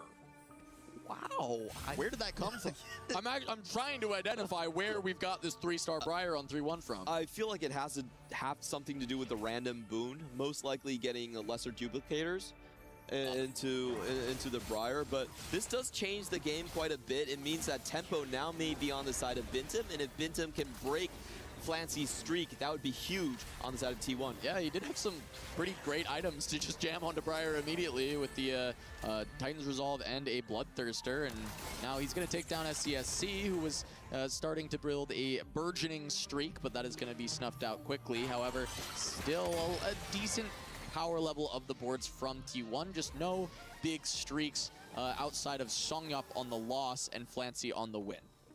Now we go into the 3-2 augment selection. Remember, everyone is getting an extra artifact later on, so items are a little bit less important. Combat power and econ might be much more attractive in this specific encounter here. And indeed, Songyup, as we can see, on the bottom of the table, going for extra gold caretaker package right there. Bintum, with the Reforger, actually might be playing some very interesting assassin boards. It's been a while since we have seen the committal of a Briar carry.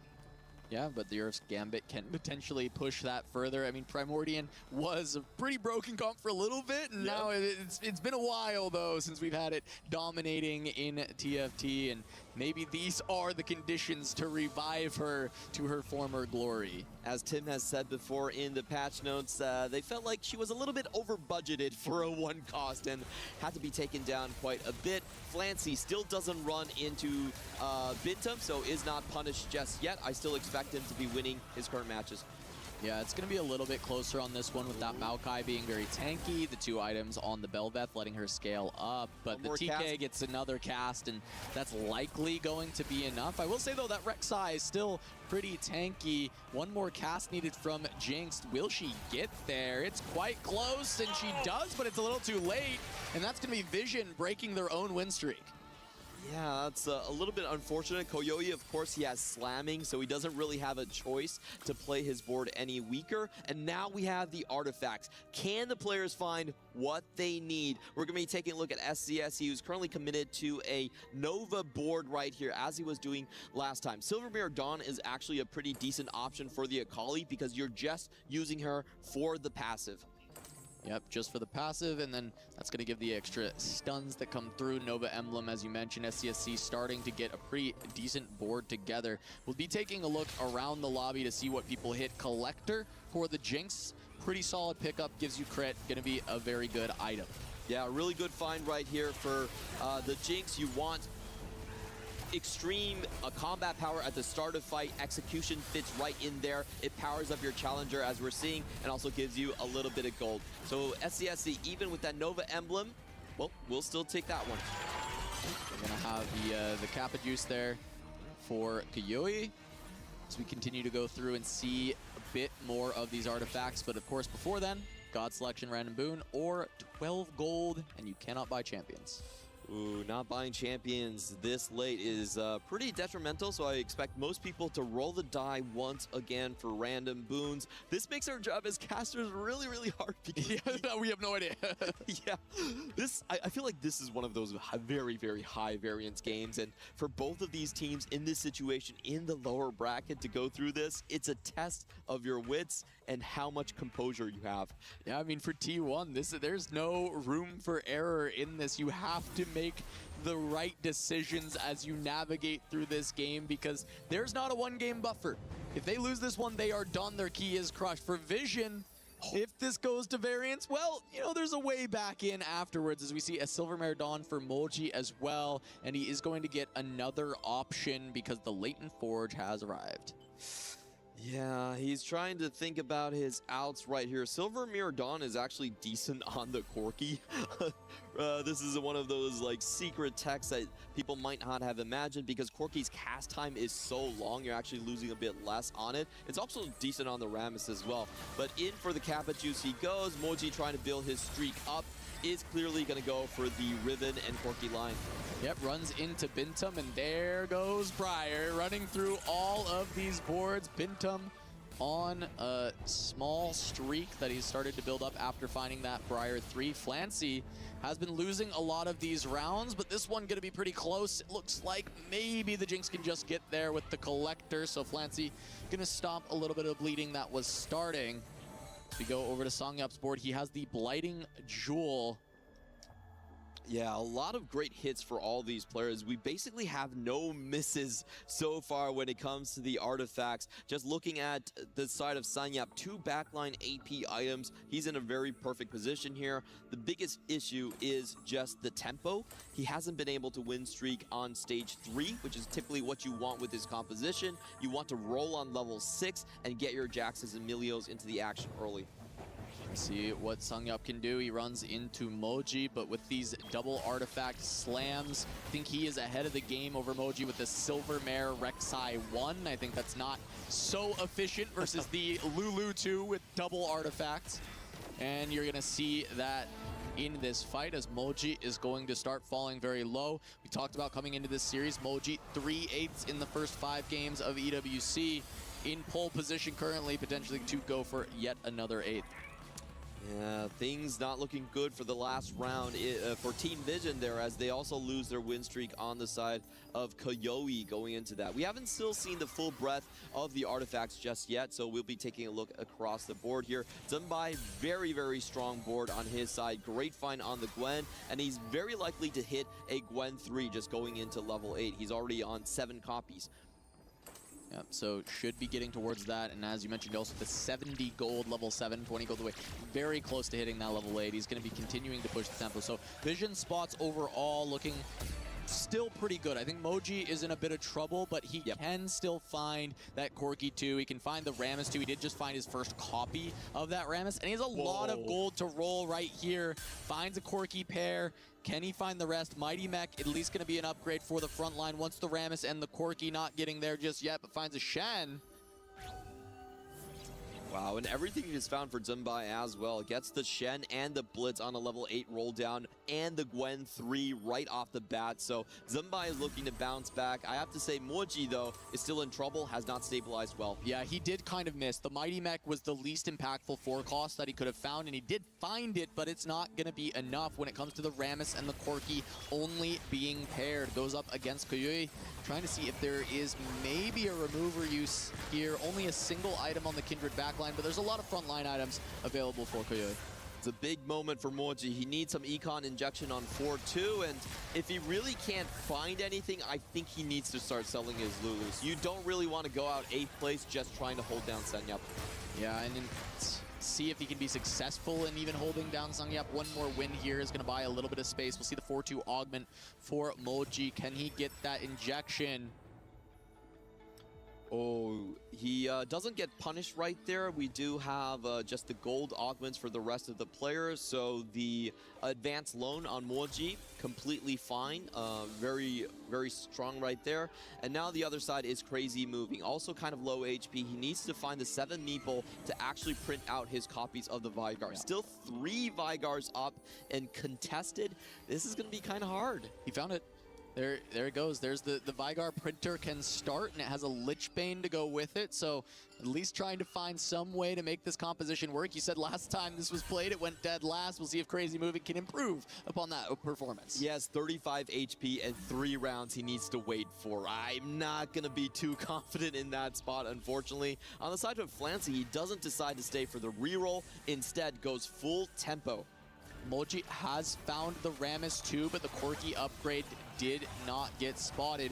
Going up against that Silver Mare Dawn on the Akali from SCSC, the Nova Spat available, and a Kindred 2 getting picked up. The damage is there. Akali starts to wrap, but Corki has changed his focus onto her. But is it too late? And yes, in fact, it is. MOUZ gonna take a big hit from SCSC. Huge win from SCSC, and the body block from the Aatrox was massive. Akali actually walked directly into the backline, and now MOUZ is on 2 lives.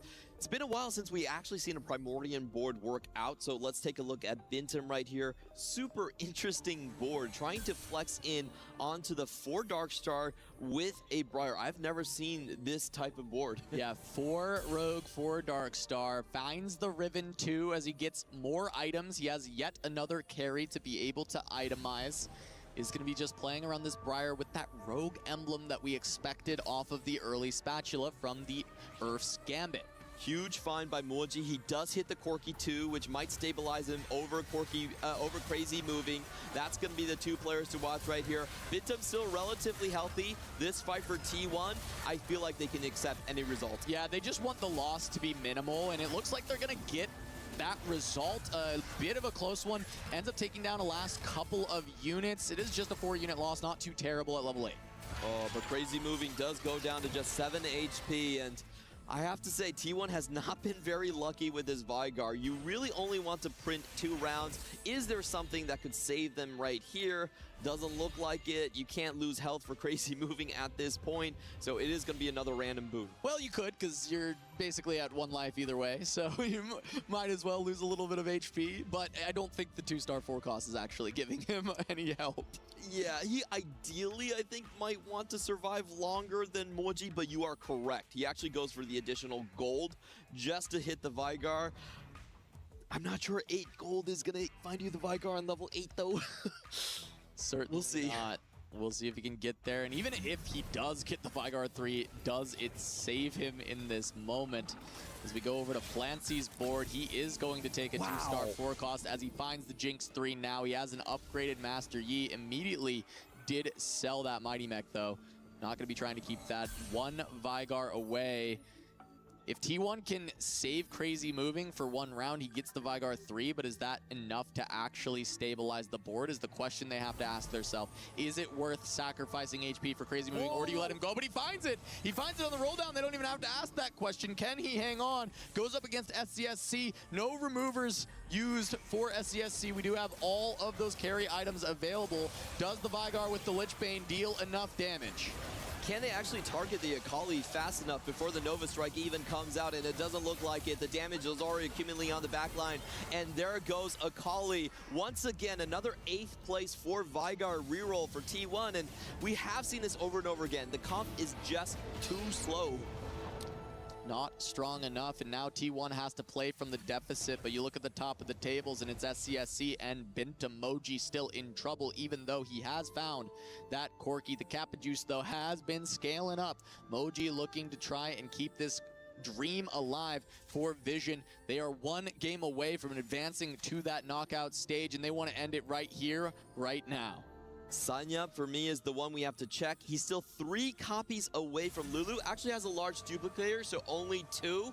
But I have to imagine Vision are holding all the copies. You see Sanyup is not rolling right now. He knows he needs to stay around a little while longer, maybe wait for some of the Team Vision players to drop before he can roll down. Yeah, well, he will be fighting MOUZ, who did find just all of those upgrades, and can the Lulu 2 do enough? Can that Magic Shred from that Blighting Jewel get them through the Rammus in time?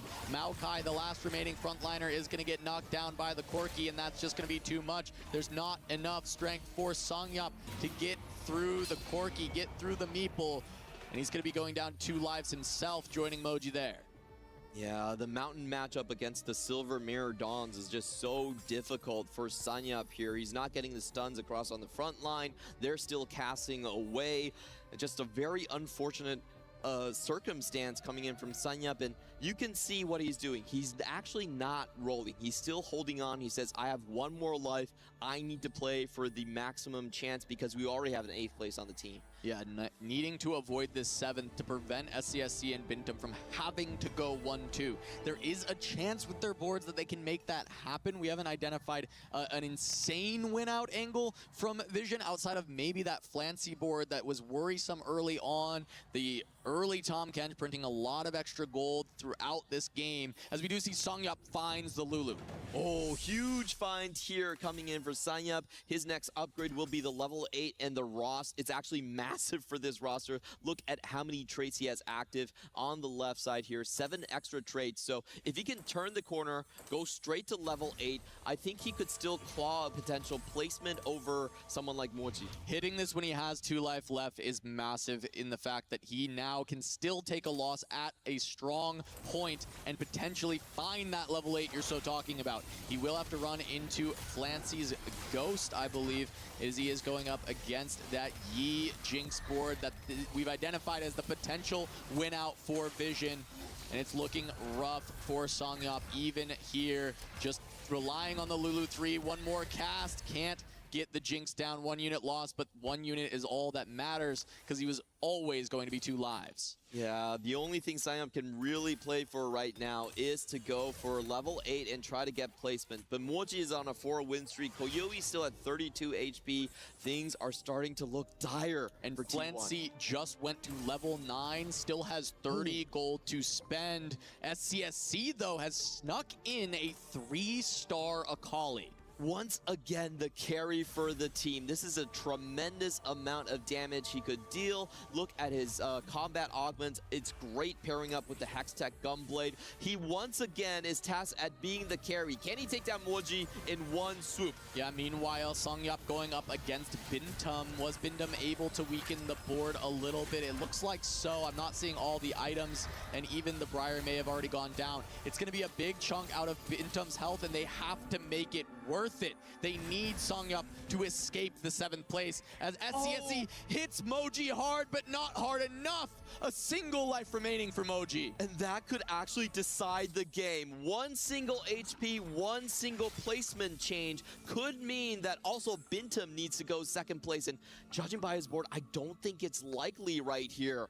The match is all about Sanyup and MOUZ. Which one can actually survive here? Sanyup, no upgraded front line. I feel he's pretty much at the brink of his capabilities.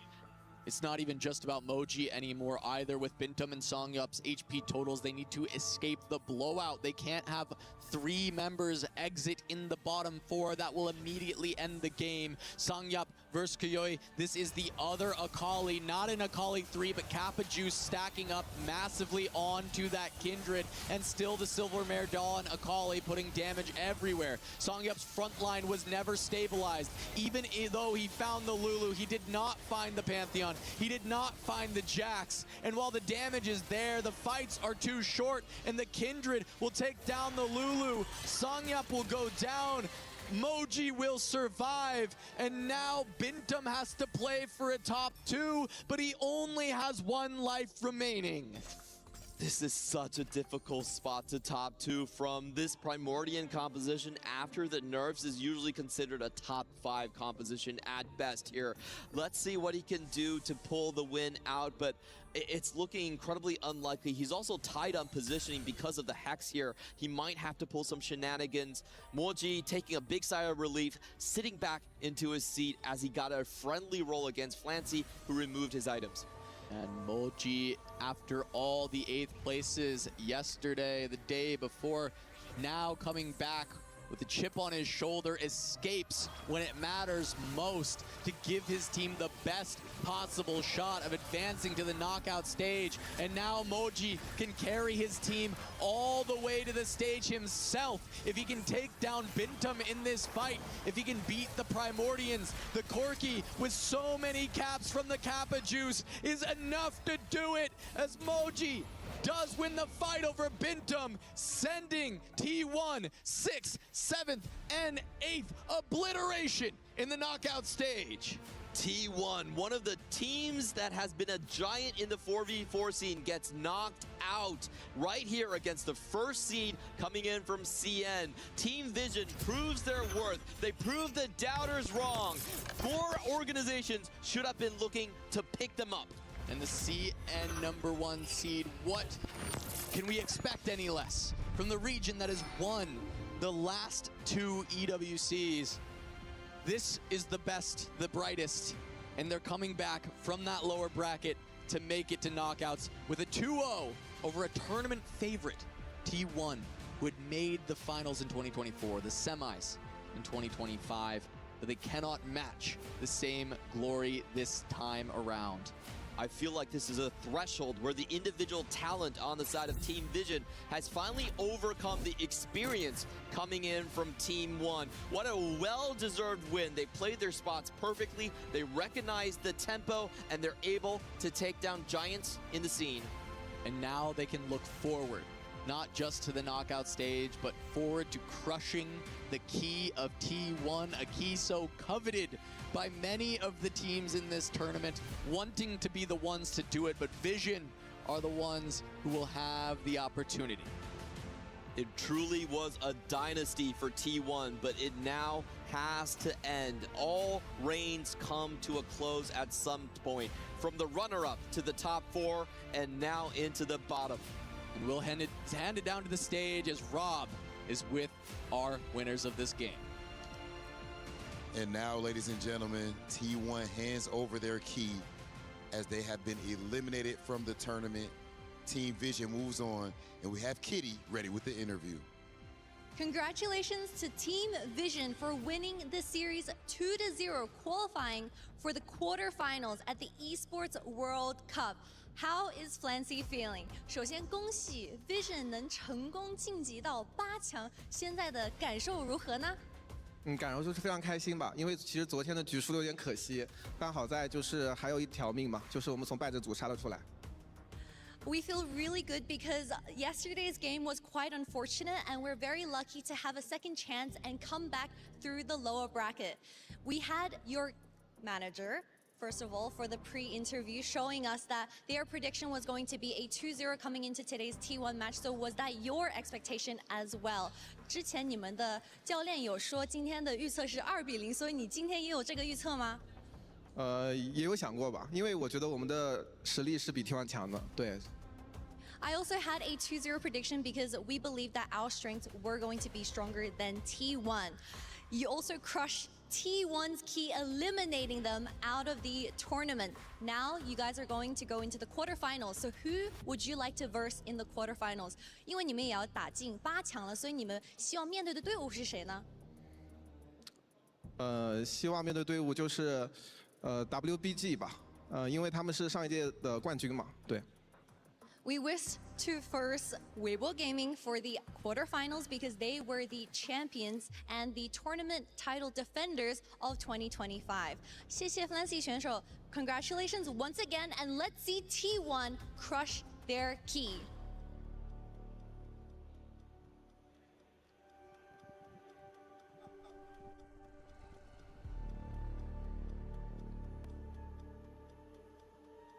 Okay, ladies and gentlemen, Flancy, of course, congratulations. Team Vision with the big time call outs. Congratulations again, destroying T1 and ending their dreams with all of the experience they have. This is Team Vision's first time here with TFT at EWC, and yet they start off with this level of competition, this level of dominance, and let it be known they want to play against Weibo Gaming. Oh my goodness, that's gonna be it. No, T1, not like this. Not like this. No, all the way. Keep going, more. Finish it, Clancy. No mercy. No mercy, Clancy, as, ladies and gentlemen, they move on and they're officially in our playoff picture. Congratulations again, and Team Vision has proven they're a force to be reckoned with.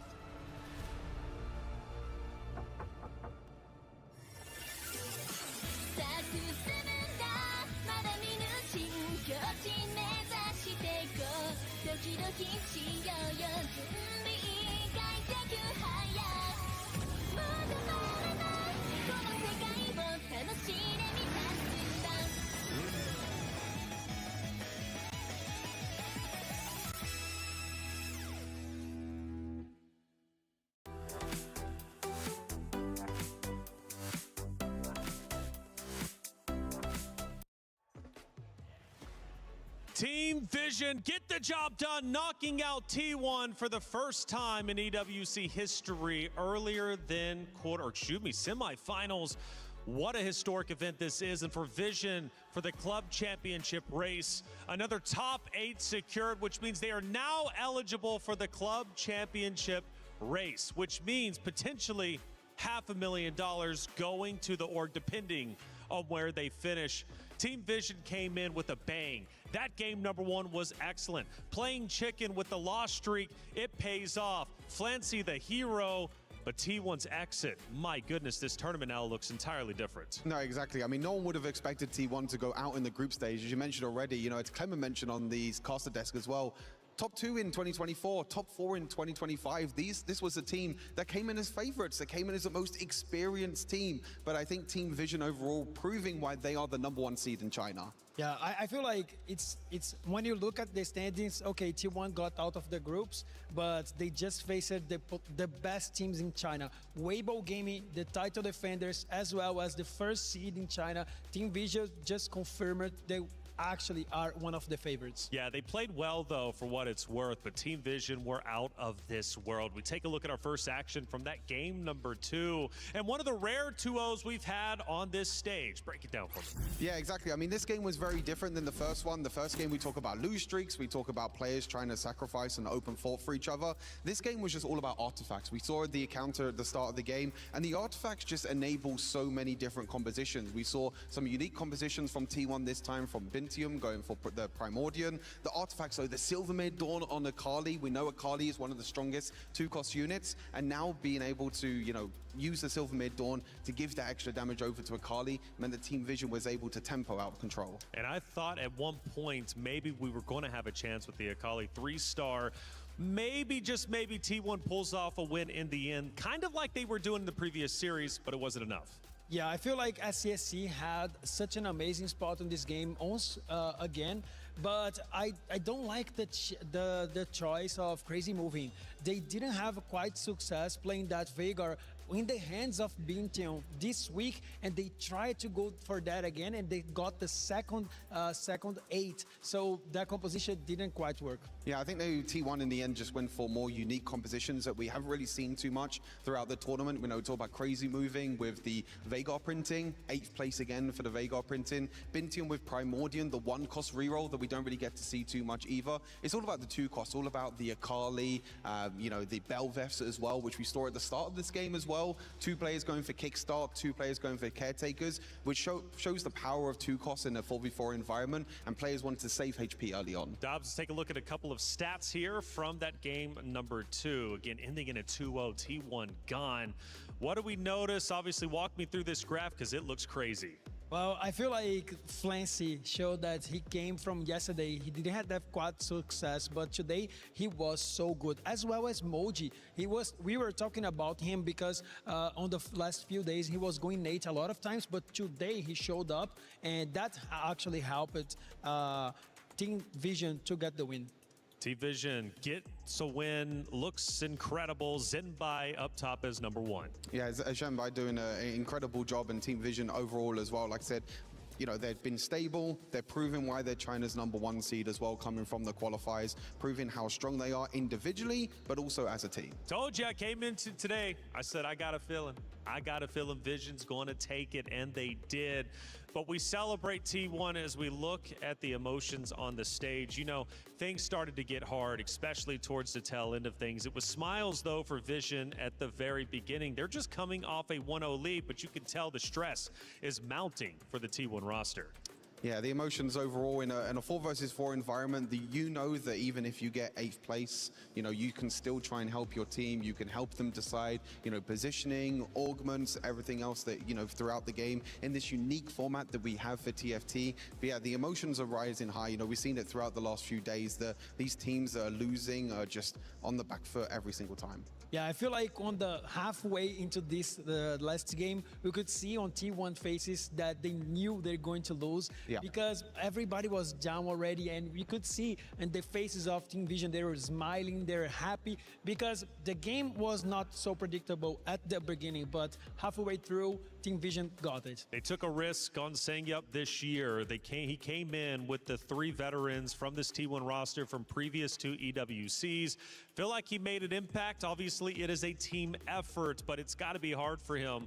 Of course, this T1 fall with one of the worst placings for EWC when it comes to TFT, but we celebrate the fact they made it here, and T1 is still an amazing TFT roster. And again, you mentioned, Dobbs, like their route to get to this point was very difficult.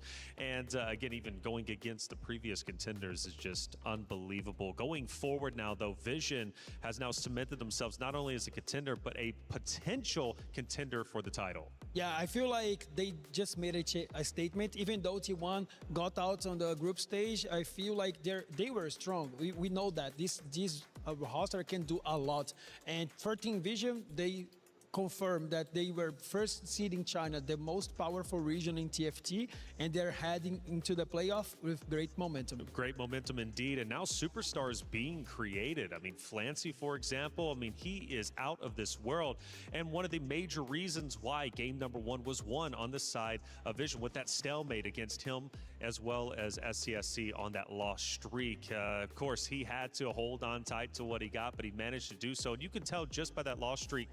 Look, Flancy commanded respect from SCSC, but more importantly, he gained the respect from his team. They have so much trust in him as a player. No, exactly that. I mean, that's what you have to do in this 4v4 environment. When you know someone is playing a trait like Anima, someone is going for the loss streaks, they're down to single-digit HPs, Flancy and the SCSC, like you mentioned in game number 1. But like you said, they put full trust into Flancy. They know the experience that Flancy has on this team. They know that if this is a player that can get a really high cash out, he can find the right board to play around these items that you get from Anima, from the extra gold that you can get, and he can win the entire lobby. And he, for me, was the MVP in the series. Yeah, I feel like when I was watching those other games from T-Vision, I would say Flancy was the MVP on day 1 for Team Vision. The second day, though, he didn't have the quite success, and I feel like that's why they went into the elimination game. But here, he showed up again, and if he can maintain that, he will be one of the contenders to get the title. Oh, I would say even FMB MVP, right? I mean, towards the tail end, he's been that spectacular. Big fan of what Flancy's bringing to the table. Big fan of Vision as a whole, and a tremendous fan of what Riot is bringing to EWC. The TFT Open is coming back to Vegas. I just hope there's no conflicts. Why would there be? We're bringing the first North American Regional Championship to Vegas. So excited. Cool model. Thanks, it's extremely fragile.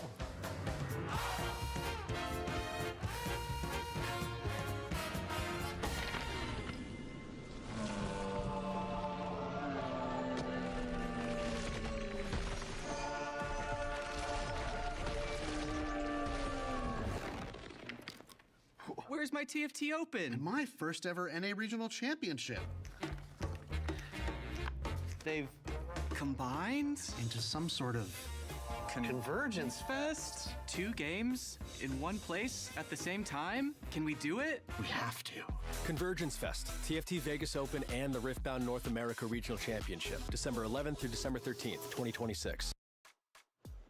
Right, they're doing a lot of things right. Second series of the day. It's Aurora Gaming going against MOUZ. This one is going to be a good one. And I believe for the first time, they take the stage here on Stream A. Yeah, exactly. I mean, this is a very exciting matchup. We've been seeing, Aurora gaming and also MOUZ on the B stream over the past few days, if people have been keeping an eye on that. But it's the first time on the A stream and the first time we get to see the Space God Tactician's Crown winner in Huanmei, which I'm really excited about. Ooh, I am too. And he was actually called out during one of the interviews.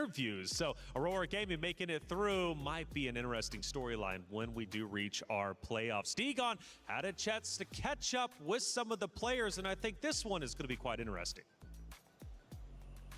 What's up, guys? Degon here. Day 3 at TFT at the Esports World Cup. The brass tacks is due. Gold keys are getting crushed. Team Aurora walking by right now. Surprisingly, they're in the 1-1 as Huanmei looking to lead his team to victory and into the playoffs. Their opponents, MOUZ from EMEA, looking to do the biggest upset we've seen so far in the tournament. Let's go check it out with a couple of the guys over there. As again, they defeated Nemesis yesterday from the Americas region. And they should be coming out here in just a second as the stakes are getting even higher here throughout EWC. And there they are. They're coming out on this side. My man, Wet Jungler, how are you doing today, brother? Good. I'm feeling good today. So one question that the crowd want to know, are you more Wet or more Jungler? I'm more jungler, I would say. Okay, more Jungler. All right. Now, you guys had the victory yesterday. What did that do for your confidence going into this huge matchup against Aurora? We feel pretty confident now since it was 2-0. I think it was it wasn't that hard for us yesterday, so I think today our confidence is back and we probably will win today. And what is that score going to be against Aurora to put you into the playoffs? I'm going to be humble because I know it's a good team, so I would say 2-1 for us. A humble Wet Jungler. Good luck today, brother. Thank you. Cheers. Okay. We're learning the big things, the big facts out here. Wet Jungler, a bit more jungler than Wet. Degon, what would you have said if his answer was the other way around? Super curious. Hey, check it out, Wet Jungler. He's going to be taking on the stage going against MOUZ versus Aurora Gaming. Feeling confident in their game style, feeling confident is Team MOUZ. But Aurora Gaming are a powerful team. Let's start talking about what they're bringing to the table. For Aurora Gaming, 60 seconds. He's at the top of the list. Who is he as a competitor? I feel 60 Seconds is one of the greatest players in China. He's very known for his stream as well. But I feel like the whole team of Aurora, they're such a condecorated hoster. Huami, 2-time Tactician Crown winner, winner of Paris Open as well. Together, they hold 16 Tactician Crown appearances, as well as Li Luo also being a Tactician Crown holder. This is an amazing hoster.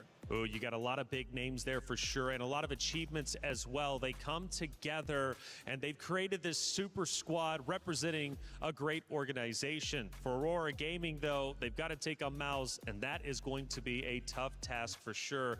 This roster, they're coming in strong, and they've got to protect their key. Let's dive in a little bit deeper into who Aurora Gaming is. 我是幻灭，我们战队欧若拉，然后我们成员有我幻灭。60 second 黎洛阿豪，我和60 second 算是就是一直搭档的嘛，然后我们风格都是比较多变，且就是玩法很有想象力。然后黎洛虽然是我们合作比较长的选手，然后玩法比较稳定。阿豪的话算是就是相当于我们队伍里面，就是如果我们我和60的基金操作出问题的时候，他是那个负责兜底的那一个。云顶之弈各个项目其实我都已经走到了顶点，接下来就是 EWC 的征程了。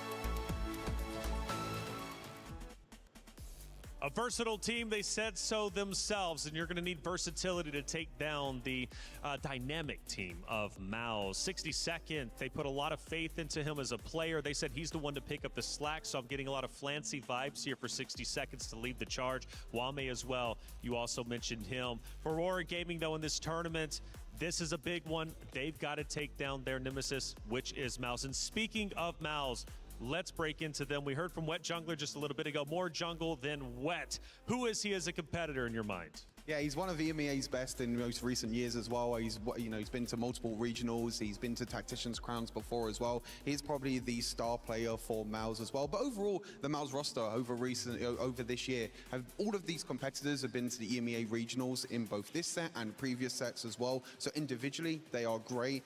After day one, they were very disappointed. We saw them after the game. They were very distraught. They were very disappointed about that, defeat. But they came back yesterday with a very surprising victory against JDG.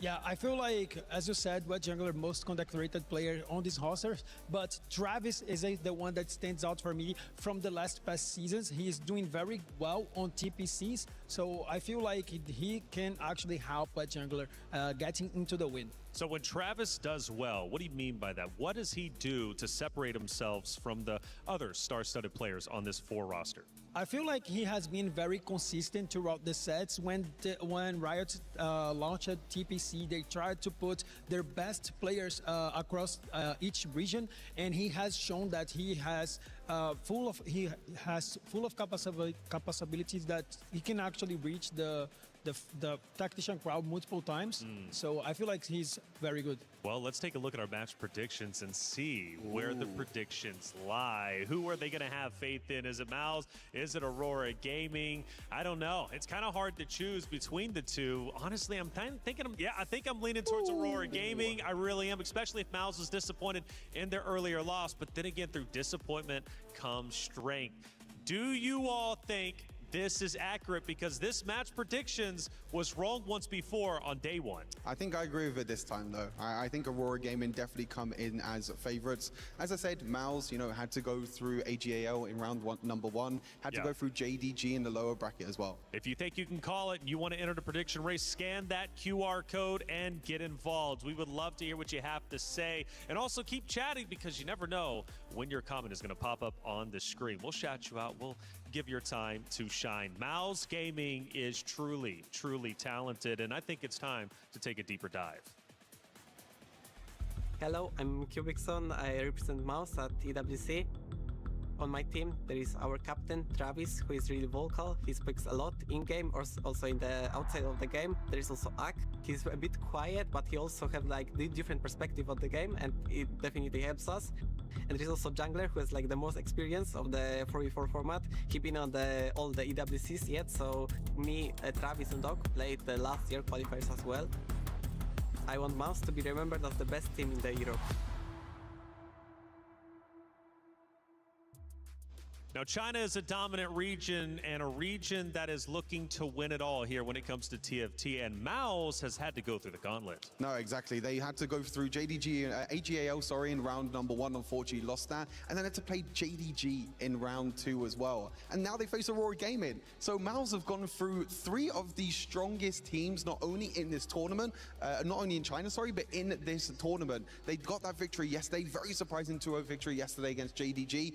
Can they pull up the upset again? That's the big question, Dobbs. We take a look at Aurora Gaming, the roster once again on the screen. And just to give a visual to the viewers, again, we talked about many of them, but who are you truly expecting to be the star? Well, I think Huami, of course, he just won Tactician Crown last week, but I feel that differently from a lot of other teams, when I look at this roster, what I think is that do they have enough synergy? Because on the paper, they're the best roster by far. Yeah, I think for Hwamne and 60-Second, both these players have played together before. They were in EWC in 2024 for Twisted Minds, so they've both been playing since 2024, have that little bit of synergy, but they have 2 new players coming in. Taking a look at the MOUZ roster, Travis, obviously a lot of big talking points regarding him, Wet Jungler as well, feeling super confident coming into this series. Both of them are going to be playing off each other to try and take down Aurora Gaming. Yeah, Wet Jungler as well has been to every single EWC, but on different rosters, never made it out of group stage, which I think is going to put him under big pressure this time around. Will he finally make it out of group stage this time with MOUZ, or will he fall the last hurdle again? It's been the year of upsets, I think, so far as it is, right? We just lost T1 for the first time ever this early on in the tournament, and you go back to last year. Again, big surprises. Weibo Gaming coming out. They were a contender, but did we think they would win the championship? No, but they ended up doing it. Who knows? Maybe MOUZ, maybe Aurora Gaming are going to be contenders.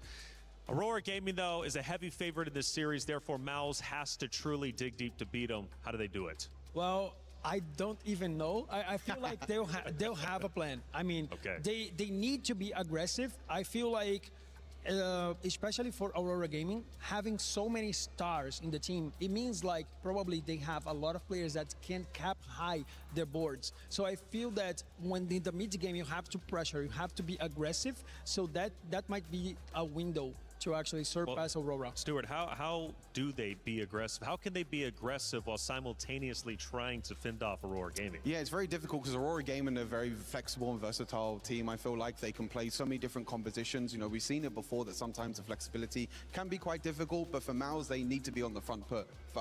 They need to give it the tempo early on. They have to have that win-out player as well. We've seen throughout this entire tournament that we need to have that win-out player in these games to try and guarantee that first place. Yeah, another thing that you can aim when you're playing being the dark horse is to flip your game plan into crazy augments. I mean, Call to Chaos, strong augments, forged in strength. These augments can potentially give you a window that you might not have against the best players in the world. So basically, we're going first or eighth.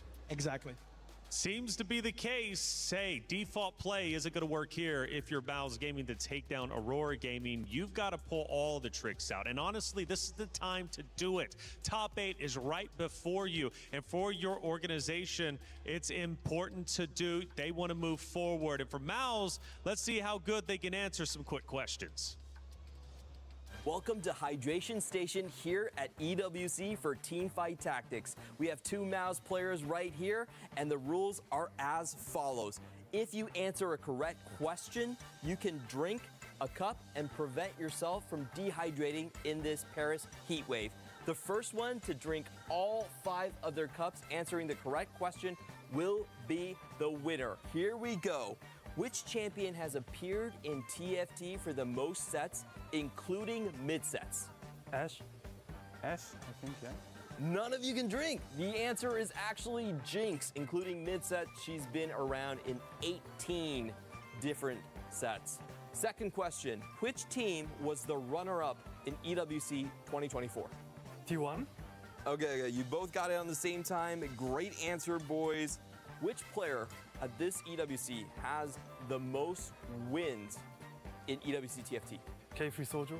Nope, that's incorrect. Wanmi. You're both wrong. The answer is actually Bintum. He has had the most wins. Makes sense. What item can you make by combining 2 spatulas? Tactician's Crown. Correct. You may drink.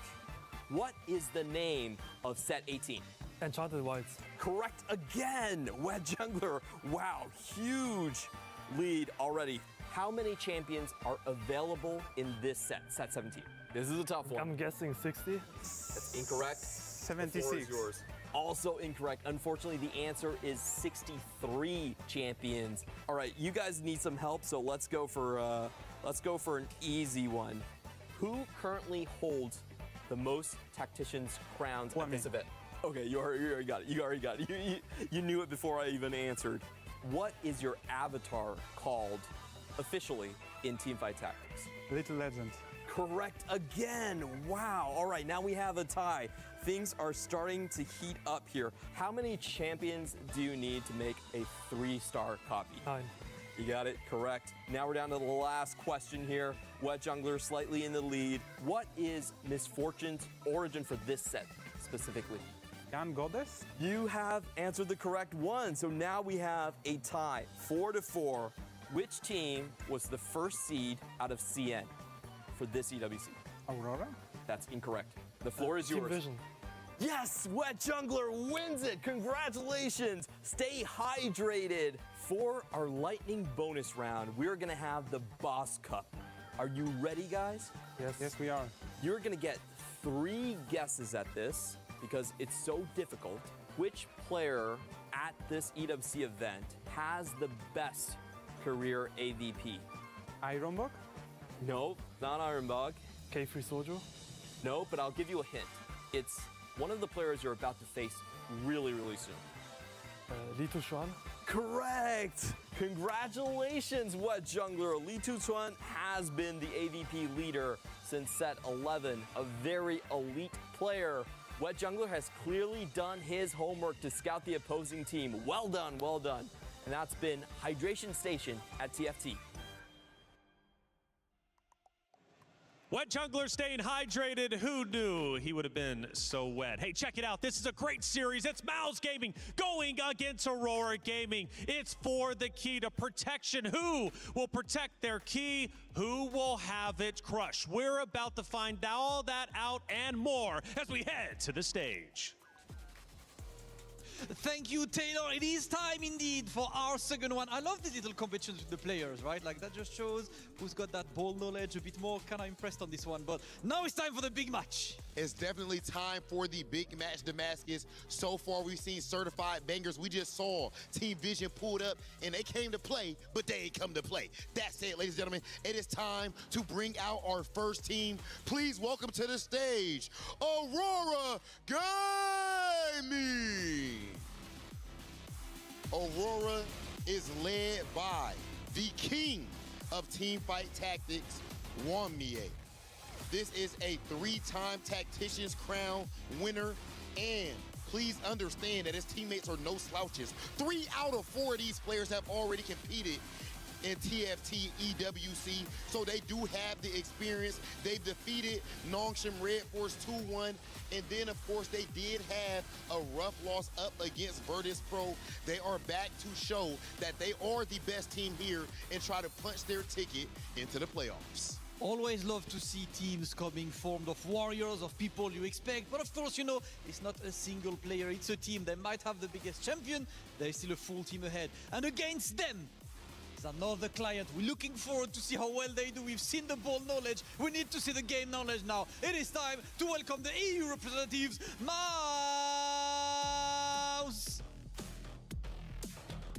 Representing Europe, this team had the typical start of going through the trenches, a difficult start losing to AGAL, and then completely swept JD Gaming yesterday to get back in confidence, to get back into the mood, and to join that stage today. 1 game away from accessing the playoffs, the top 8, bringing some valuable club championship points to the org as well. MOUZ joining us on stage for what's about to be an absolute banger match. Guys, all in there.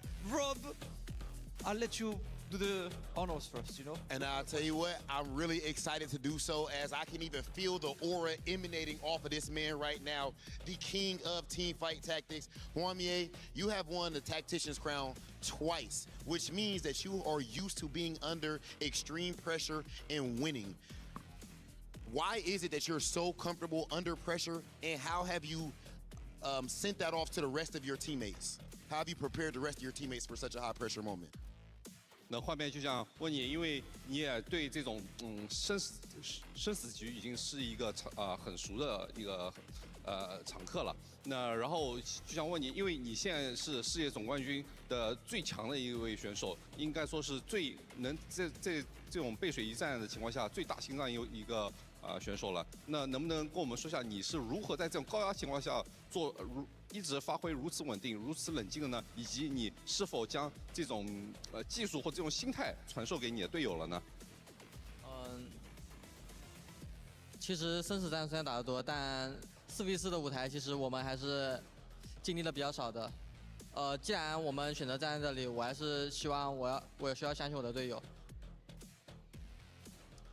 Even though I'm very familiar with high stakes situations, even though I have been up against the wall many times, but those have been individual tournaments, and this is a different format. This is a team tournament, and I have personally to learn to trust my own teammates and trust them to do that we're all part of a team, that we're all here to do our part. Damascus, of course, this is a star-studded team led by Wamie, but overall, dogs from top to bottom. Absolutely, and of course I'm with MOUZ, and I have a big question for you, Travis. I've seen your big smile when you crushed that key yesterday. It must have felt good. You guys have had a difficult start, but yesterday was absolutely incredible. So what are the vibes coming on today? We've seen the morning interviews. The vibes seem kind of good in the team today. I think they're good. I think we have very good shot to win against this team. Wamie is a checkmate merchant, so this isn't a format for him. And I mean, who knows the other players in this team? It's Wamie. We're gonna win for sure.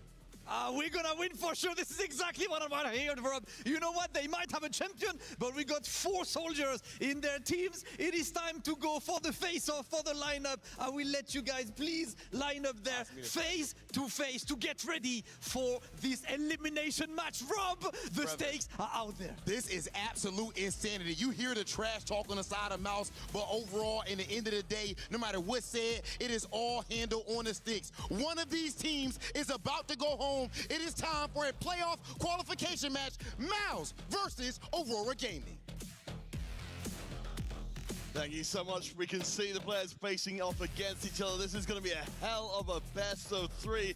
We saw, of course, from the audience watching at home, they do not have faith in MOUZ, but I think they are small but mighty. 100%. I mean, you have Aurora. These are the Dragons. These are the best players in the CN region right now. So many Tactician Crowns appearances and 3 crowns for them.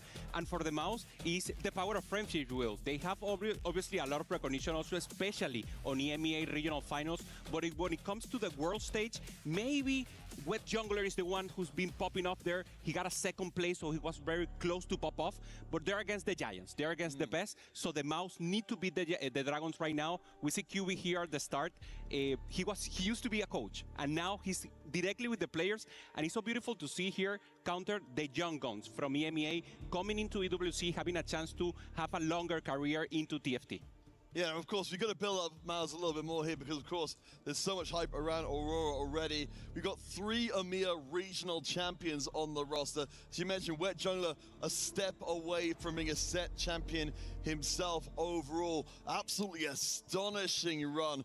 But you said, we've got a lot of fire in the belly. Of course, Travis, known as a player who has plenty of fire to spread around the place. Hopefully, we get to see the best from him as well. I mean, a player that doesn't do silence even if he's asked by the team. He's always talking. That's why he's the captain. He's calling the shots, and they give him the leeway. They give him the possibility because they know he's good. This is the win-now player. This is the player that actually performs best for the team.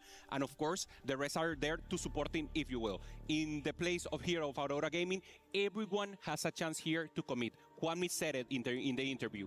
Each one of these players, maybe 60 seconds, and here are the pop-up players. We're looking for that merchant first place that Travis was mentioning about. But each of these players can win it all, and they have the flexibility to turn and maybe give some additional chances together. So Travis maybe just intended it as smack talk, but I want to take it a little bit more seriously here.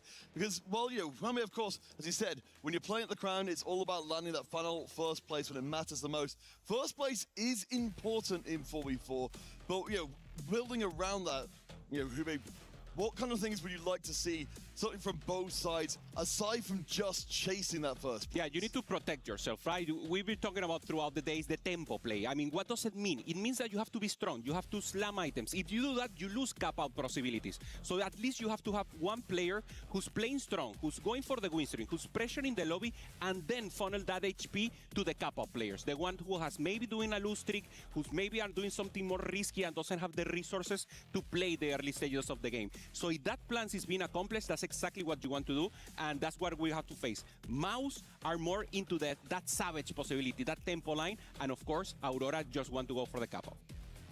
All right, let's get things kicked off for our second series of the day. Whichever team loses out here goes out of the competition. Certainly Aurora heavily favored coming in. He said we've got Juanmi with the incredible performance over this last year, looking to add another huge feather to his cap. And also great gods that we have to start. We see Ari on the start, normally a lot of economy, some additional resources that help you go to level 8, helps you go to level 9, and Evelyn, the goddess of mercilessness, if you will, and this is the tempo one. If we get stream roll, someone can go in there and get so much economy and actually pop off. We're starting off with Juanmi, and we have to talk about the acolytes. What does Juanmi means for the CN region here, Counter?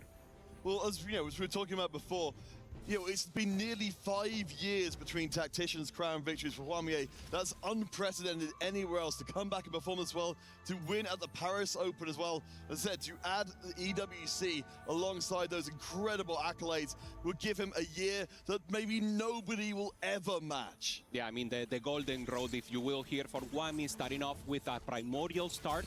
Always wanted to do the economy, obviously open to any possibilities. Juanmi keeping it cool. A player that is not only normally the acolytes of results, he's cold-minded. We remember when he won TAC round a few weeks ago, he low-rolled. He didn't have the best game, and he was laughing. He was like, okay, game is not my side right now, but I'm prepared. I'm doing good. I know I have the chance to pop off. He's just maybe comfy there on the table, just trying to make sure, and this is a player that has it all. Well, absolutely. Of course, that's going to be part of any player's kit. We've seen from some teams, not every team, the ability to turn around a losing game. But as you mentioned, we've got no encounter. We've got the Aria and Eve, so a lot of our powerful players going to be coming from the Augments, going to be coming from the Gods instead. You mentioned first place, we can't be entirely focused around Juanma in this lobby. Really, on average, a team's going to need a couple of players with top performances, sometimes even first and second, as we get into silver augments to start us. Yeah, something variable. I mean, normally these are not the strongest augments in the game, but they have the biggest variability. Immediately going for the caretaker into a meeple angle. So meeple possibilities here, you can try to play around it. It's not easy, it's not the ideal one that 60 Second was looking for, so probably just an economy booster for him. Well, yeah, certainly having that guaranteed one every time we're leveling up. Been seeing players talking about how much that is. Well, I've got the booster here from Lilio. Of course, we've got to make sure we mention him as well. The Gizmos and Gadgets set champion. He won the following championship after Juanma won that first one for the CM region and started the era where was just literally on top of the world. I like to mention it or talk about it as the Garden of Greatness for the CN region. Those 3 years where CN won everything and everyone's like, okay, this is the region to beat. And now, once again, they have the chance to bring the region into a great spot right now. We see Lilo full tempo. This is what we were talking about.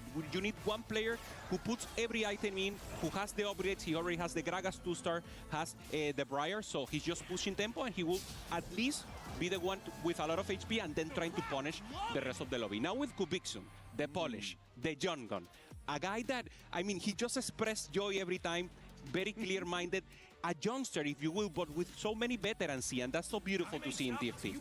Oh yeah, no, it's absolutely astonishing what Kubixum has been able to do in a very short amount of time. Certainly coming into this one, we weren't sure who would be the captain of the squad just because he's got so much experience. You mentioned doing the coaching from before, but he is equipped with the augment you need to make a big impact, the Expedition. 100%. Expedition together with Timebreaker. So he's going for everything. So in contrast with the tempo play where we're talking about, you need a win-out player, and that's Kubixon. With Expedition, we see in the bottom right that he's going to eat champions and get gold out of it. When he eats 30 gold worth of champions, Expedition will give you so much utility, so much resources that Kubixon will be the player to see in the later stages of the game to see how he pop-ups and takes the win for the team. So we already see some of this kind of strategy we've been talking about developing here. We've got players moving forward aggressively to start, players who've got their investment for much later on in the game. We'll be going up against 60 Second in this round. So we take a quick look at these burgeoning streaks. It looks like Org is the player for MOUZ who manages to keep things going with Lil and 60 Second for the Aurora side of things. Of course, generally it's going to be a trend. Win streaks, loss streaks spread across the teams early on. If a team can control both of them, they're in a very good spot. Yeah, and MOUZ is the one, Aug is the one who has to go for that placer. We saw Kubixon maybe thinking about more of an early spot, but Aug is the only one with win streak so far for MOUZ, so he needs to protect it. Let's see if this is enough for him. 60 Second already with the Meeple 2-star there in the front, trying to pressure a little more. Has the Veigar 2-star also, and has a great unit also to try to pressure. 60 Second, Lilo, the only one with 100 HP, and Owl, the only one defending here for MOUZ. It looks like 60 Second will not be struggling at all to punch through with this early board, just playing everything. And honestly, a very impressive board, thanks to, you mentioned the Meatsy coming in as a free unit from the Caretaker. Without even slamming items, 60 Second is making a lot of ground here, giving him that flexibility to potentially give ground to Lilo if he needs to. And you called it before, the steamroll is here. This has been the boon that has been defining games. 100%, and we see Lilo going immediately for that. And it's difficult here because you need another player to try to defend the steamroll and try to go for it. It should be Aug, but no one else is going for it. We will have a confirmation and possibilities here. So Lilo will be the one, and the other one is 60 Seconds. Those are the two players that for MOUZ from now on, they need to contest. They need to try to avoid the win streak for them, because if not, the game will go out of control. Steamroll, what it does, gives you additional resources at 2 costs every time you win. And that's infinite. It could go into the end of the game. So he really needs to be in pressure from now on. Yeah, we saw that from Sanger before. You just get completely wildly away. Of course, once you've got enough gold from the Steamroller, you're spending it to get more levels, more Steamrolls. You just get to the point you just can't be caught anymore. And basically, you're just completely out of the question. But Org give the Steamroller of his own. There's a lot of pressure being put on his shoulders. If he can maintain, this will be massive for MOUZ. 100%. You need that HP to control the later stages of the game. Both of them with it, and this is the face-off. 60 seconds against Og. Og, the only one going for Steamroll for MOUZ, and this could be the threshold. This is the moment, the inflection point, and we see the tension in the faces of the players. Yeah, the Shepherd already locked down. The item's looking pretty good for Lysandra, but I'm not sure. There's a lot of AoE damage going across this clumped front line. The tank is down. The Pike in the back line gets blown to pieces. Steamroller at stake. The Veigar's tanking so much damage as a 2-star, but I think it looks like MOUZ is going to do it. That's a huge win for them. Yeah, the early game now turns around and goes for MOUZ, as you mentioned, counterfeit. This is great news for him. Aug is normally that tempo player, that player that is not a cap-out one, so he's doing exactly the work he has to do. So now, Aug maintaining the Steamroll, and Liluo, the only one left for Aurora, trying to get that additional resources and try to pop out in the middle stages of the game. So very attent to see if they face each other. And of course, Aug doing anything to position ideally against his nemesis that is now Liluo. Yeah, we imagine a world in which we saw Aurora controlling 2 Steamroller players for the rest of the stage. It would be unthinkable and unrecoverable for MOUZ. And it looks like Org will run into a how this time won't have any problems on the other side as well. Leo will keep the streak going, running right through Kabixon and his more defensive board. So for the time being, we've got 2 players with vastly inflated economies compared to where they should be. Yeah, and they know, I mean, we're maintaining the Steamroll, so we saw Liluo there taking some water, maintaining hydration. We already saw Wet Jungler taking a lot of water. It's a steam train. Yeah, they're great already. So yeah, making sure you're okay. We have 2 players to watch here, Wet Jungler with the full lose streak and having that chance. Travis, on the other hand, the one with the lose streak here. So he's going to protect. He's going to think about the later stages of the game. Doesn't have the best board here, hasn't slammed any items so far, so thinking about how can he cap the possibilities. I think he can go for a LeBlanc angle here, but it's not the best spot to be.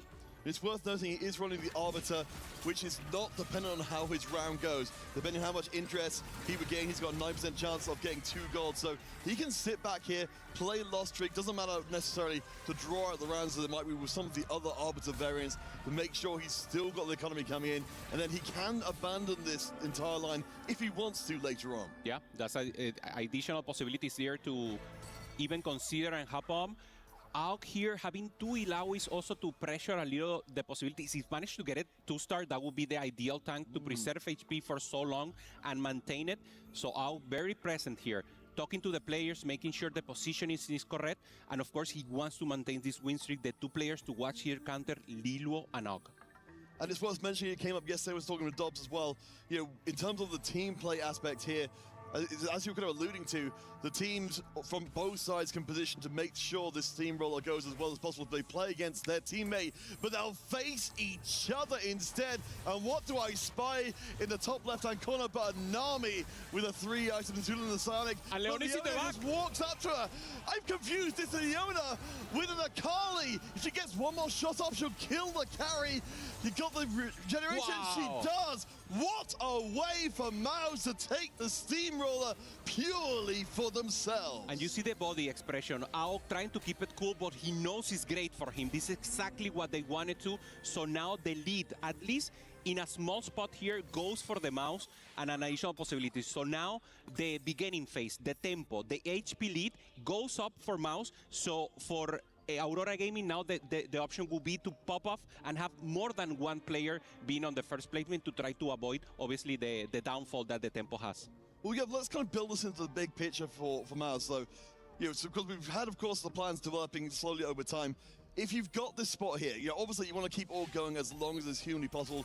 Farm has much gold. How does this affect what the rest of the players are doing in the lobby? Yeah, I mean, you have to adapt to it, and that's the beauty of TFT. The early game, I mean, you know, it's like chess. In the early game, you know exactly what pieces you want to do, what is the out or what is the positioning. The later stages of the game, you know exactly the board that you want, the ideal spot with legendaries and everything. And in stage 3, right now, is art. You don't know. You have to be a magician here. You have to control your pieces. You have to check positioning because you don't have upgrades. You're in the face of luck, in the space gods. So actually, this is the most beautiful part of TFT. The expression of ability, and Travis is the one who does it best. Get whatever the game gives you during this round that is normally close, is dead, if you will. You don't know what to do, and that expression of ability is mentioned right now and right here. And we see Travis using that arbiter we mentioned before, farm up even more gold. He's got a brawler emblem from branching out. I should say the dance for Travis is in full flow while all continues. Of course, again, his teammates are going to step back. They can't really be building win streaks of their own because Org is occupying a lot of the oxygen in the lobby. Okay, Kuwa here, holding items, finding a 4-cost here is ideal.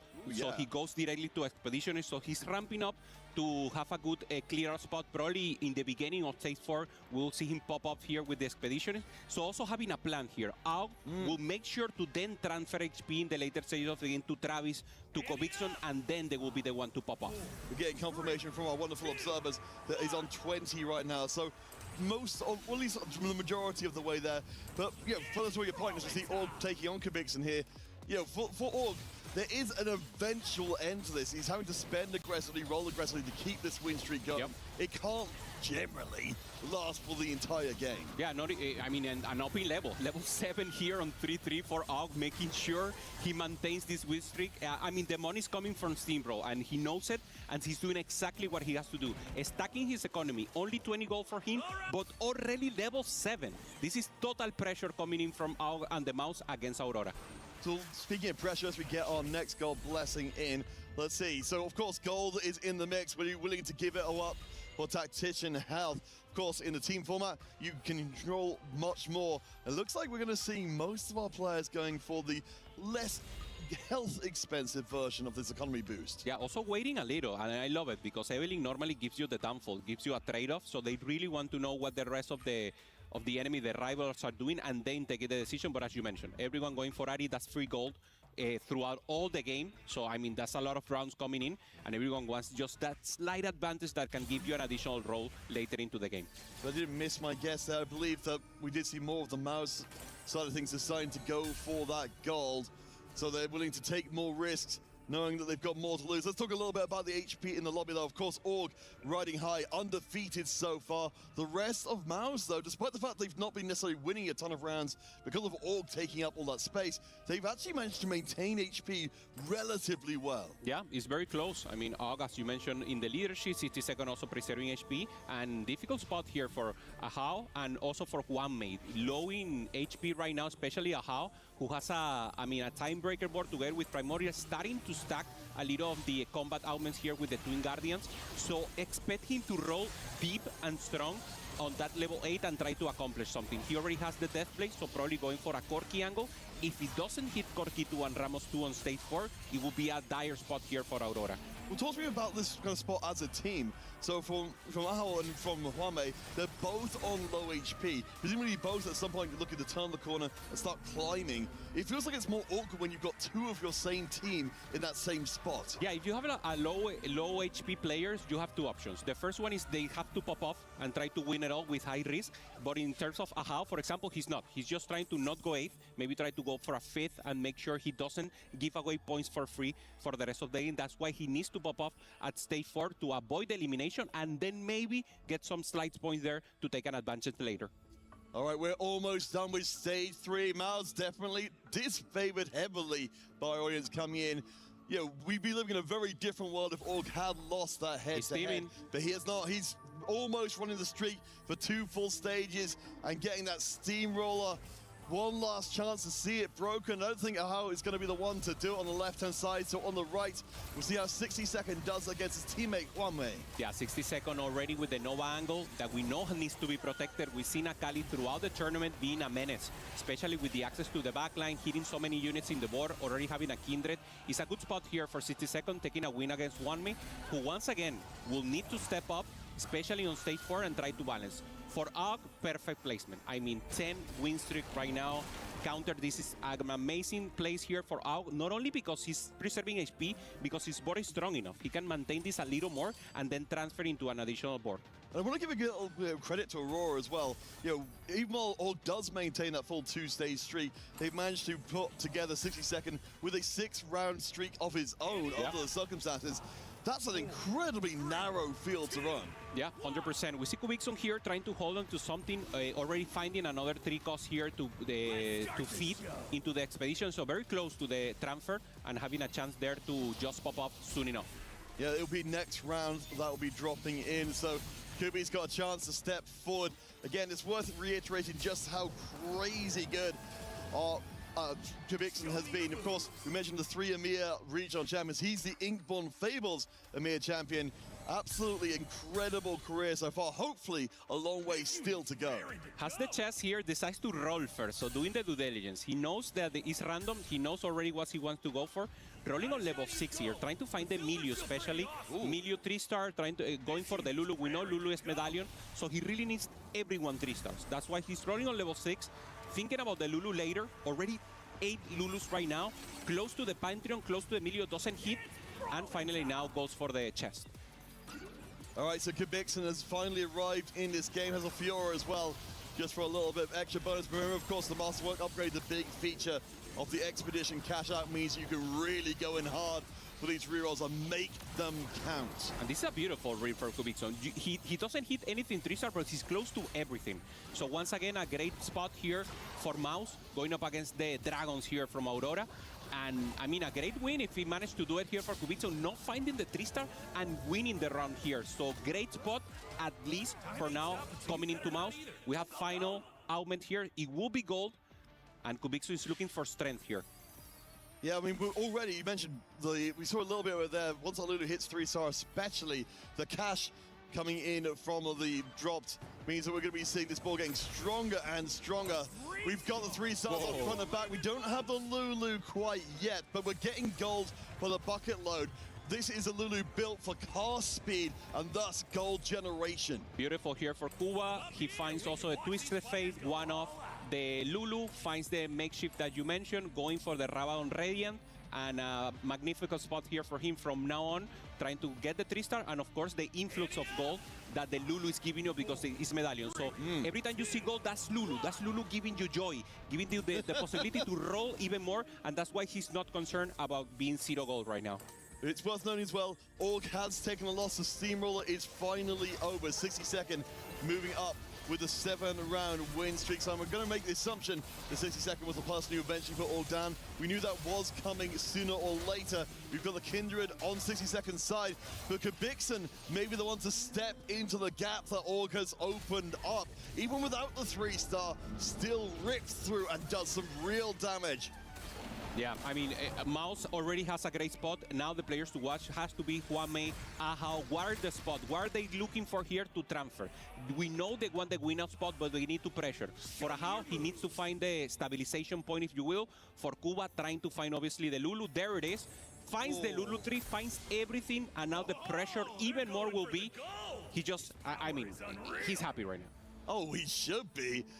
That's an amazing, as we said, the gold generation scaling with star levels, so that means Kubi has a chance to build out from the center table. Again, Wet Jungler and Kubi basically on the same HP in the same spot as each other.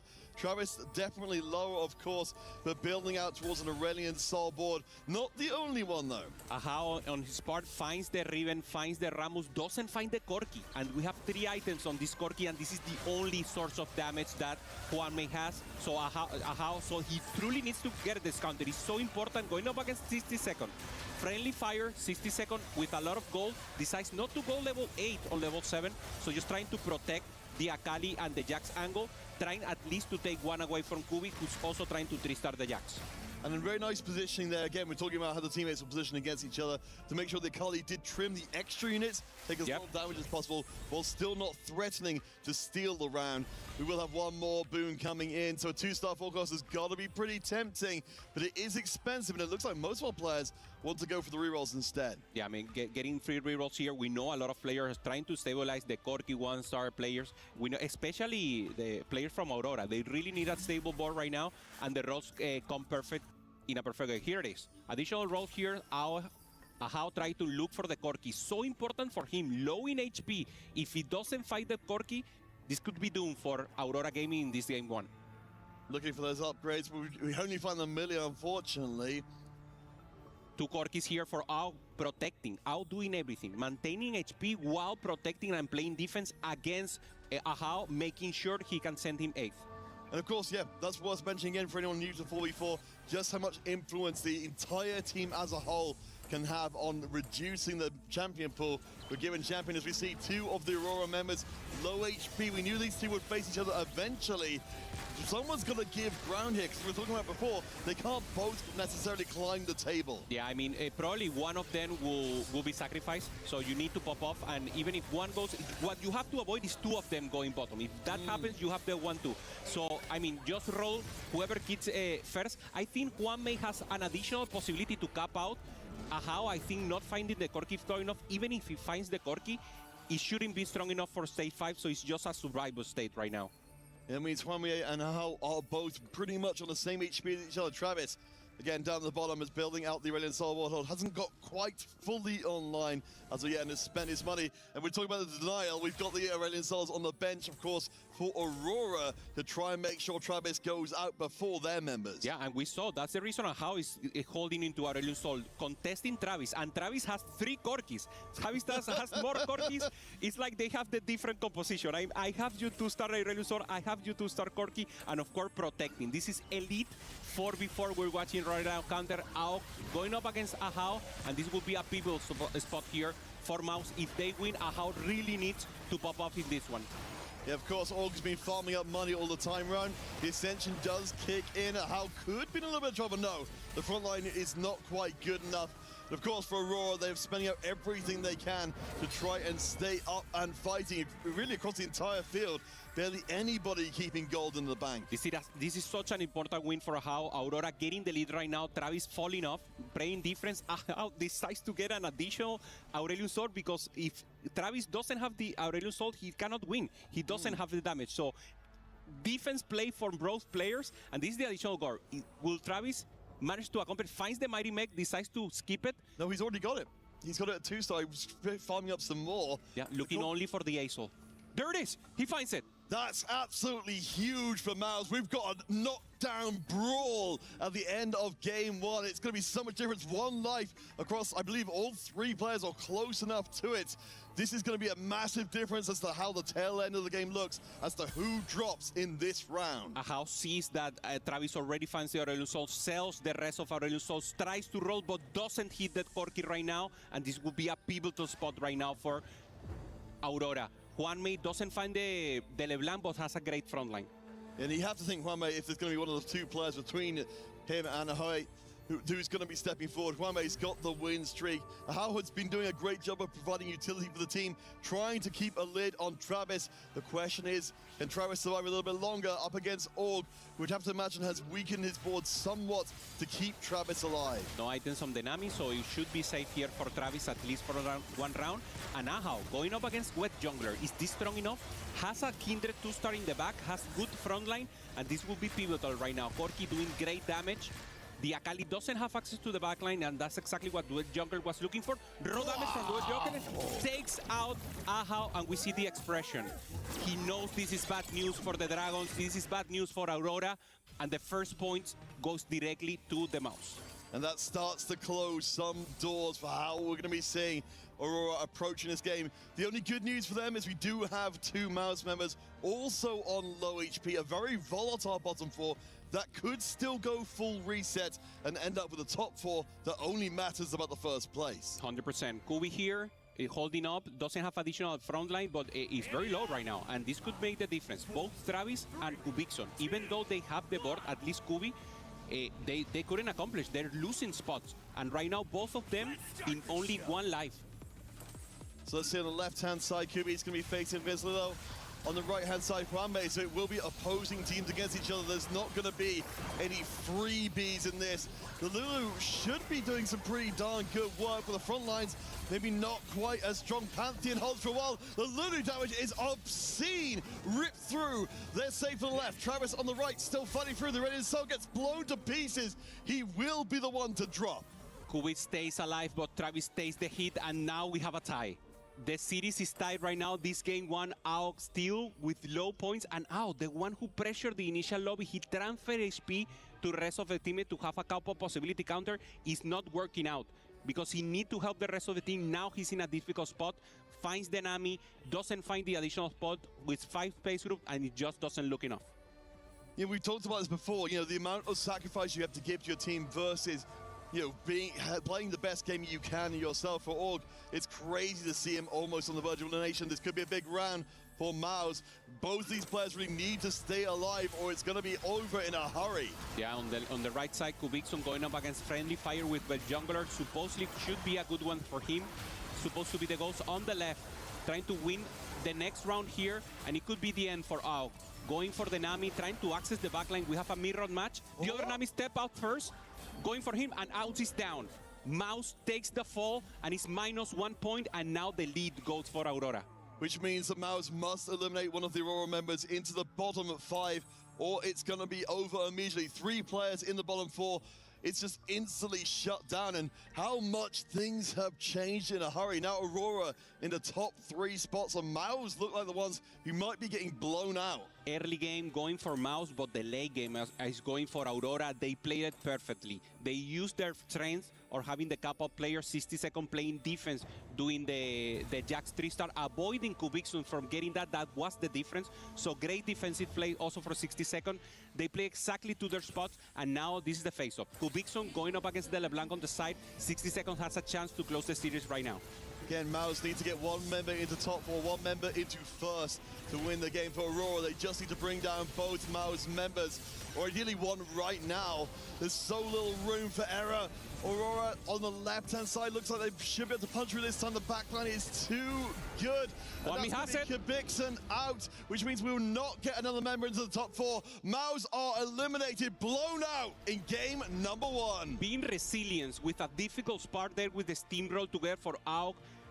Elite play right now for Aurora, looking for the angle. 60-second, that is supposed to be the win-out player playing defense, making sure that Kubikson doesn't find the Jax 3-star, making sure that they have the win-out spot, and in the end they send 3 members of MOUZ bottom.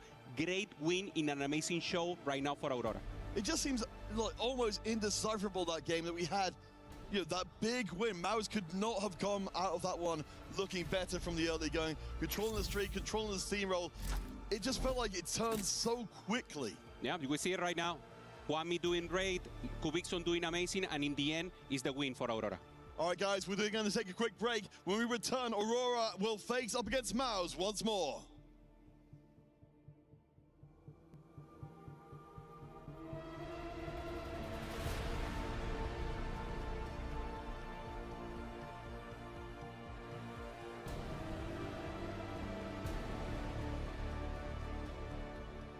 Play is in our DNA. Whenever we let it out, it becomes our superpower. Now imagine an entire city being built to supercharge it. Kadir City, powered by Play. We checked out the predictions before going into the series, and it was heavily one-sided towards Aurora Gaming, and for a reason. They are looking out of this world in this matchup against MOUZ. They take map number 1 in sensational fashion, and they are knocking on the door of a spot in the playoffs, which is imperative for this organization, as well as MOUZ, for the first ever club championship points here at the Esports World Cup. Hey, welcome back into the Allianz Vault. I'm Taylor Reflections Noble, Clement, Panda. Good to see the both of you once again. My goodness, I don't know, MOUZ, I felt we're doing a lot right in that series. For example, right, AUG, the blood brother on the 10-win streak. Things were looking up until they weren't. It was a little bit surprising that AUG ended up going for the level 8 board instead, didn't try and cap higher. Overall, it was a low cap lobby, and there were a lot of low rolls on stage 4 on those level 8 roll downs for Travis as well. We saw him just bleeding out to a 7th in the end. The biggest surprise for me is that AUG, I think, could not cap higher. I think he had the chance to be the win-out player on the AP Flex. With 100 HP coming to stage 4, you would think that you're able to just coast through stage 4, trade HP away to your teammates, and then come in stronger in stage 5. Taking a look at the live view from the vault, MOUZ quickly doing some research. They don't have a lot of time before they step back on that stage, and they've got a lot to fix. This is, again, live. Look at what they're doing, breaking down all the strategies, and it's so hard, Clement, to go in there after a loss like that, 7-minute turnaround time. You go to your vault. What are you truly looking at? What is the coach thinking to himself? Like, okay, going into game 2, this is what we can fix. I think they have to understand the tempo of the lobby a little bit better. I think AUG specifically should have just gone straight level 9 right there. He was the win-out player. The bottom side of MOUZ's game plan actually worked that right there because they had Travis going level 7, holding a lot of AHA's units. Let's go ahead and take a look at one of the moments from this game, and it was stage 3-1. You actually wanted to talk about this, Clement, for a reason. What are we seeing? This is just a great play from AUG that really set him up for success. Unfortunately, unable to convert, but what he did right here is he had an assassin Leona actually wrap all the way to the other side of Lilo. Lilo was also full streaking at this point, and because he was able to get that win, he got the steamroll for 7 rounds going into stage 4. Plenty of gold. It was Ari God as well, so with the Steamroll gold, plus the Streak gold, plus the Ari God gold, you would expect AUG to go 9. I think the reason they're VOD reviewing right now is because they know, coming to stage 4, they were in a very strong position against a favorite team, potentially in Aurora Gaming, and they should have closed it out a little bit better, I think. They know their mistakes were made on kind of the macro element of the game, and I think coming to game 2, some changes have to be made in terms of how they confront that stage 4 in particular. Absolutely, because from what I was hearing from you yourself saying, like, MOUZ, you know, they played well, but they kind of beat themselves. Aurora Gaming we're just cruising through like they typically do. Let's take a look at some of our comments throughout that game number 1. Clement, you know, these get kind of wild. Leona, holy! That was about the 3-1 streak coming in from AUG. Great positioning on his side. I felt like his early game was flawless, but his transitions to groove has been very difficult to watch. He was 8th place the last game he played it, now 7th place this time around. He needs to do better on the line. Lulu3 with Radiant Item Bot 4, and I'm laughing. Hey, Iran, shout out to you. That was another big surprise. I think the game from Kubi in terms of just the game plan itself was fantastic. Expedition into Lulu, the Lulu 3 with honor roll. I think he hit it on like 4-3, so very early on. You'd expect Kubi to take over in stage 4 and 5.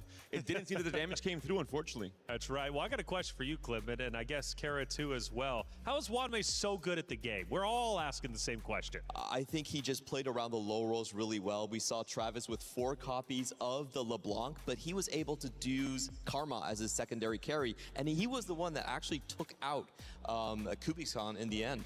Let's take a look at some of the emotions from the players from that game, man. And I'm sure, MOUZ, you're going to be seeing a lot of head grabbing, feeling kind of bad. It was a tough series for sure for them, especially with AUG looking so good at one point in time. They faced off, and man, that face-off was looking intense, staring each other down. But coming into the series, Aurora Gaming knew they were a heavy favorite, and they absolutely did not waste that. For MOUZ, though, again, a big breakdown of communication, maybe a breakdown in strategy, and there's the pain that I was expecting to see. It has been a challenging path for MOUZ as well. They faced 3 CN teams back to back across the 3 days of competition. CN, of course, one of the strongest regions in 4v4, so it has been a challenge every step of the way for this MOUZ roster. I mean, but then again, they went through the gauntlet. You would expect it made them stronger getting to this point, but Aurora Gaming just is simply too strong at the moment. Luckily, they can smile. Again, doing the VOD review, we took a look at their live vault viewing. They're going to come back in with the game plan. But Wet Jungler, I'm looking at you. What does he need to bring in the next map? I'll say stability. I think Wet Jungler on this team has been the one player across his career individually as well that is best when playing for stage 4, playing for any 4 cost. He can make strong boards out of thin air, and I think he's going to be the stable point for this MOUZ roster. My question is, who is going to be the win-out player? Who's going to be the player that is able to carry that momentum forward into the late game in particular? Yesterday, it was AUG. Is it going to be AUG again in this game too? It could be. I hope it is. On the opposite side, though, they've got Wanmei. They've got 62nd. Now, you need to figure out who it is for MOUZ. Who's going to truly challenge them toe-to-toe? Hey, I love putting our players into the hot seat and seeing how fast they can react. Let's check it out.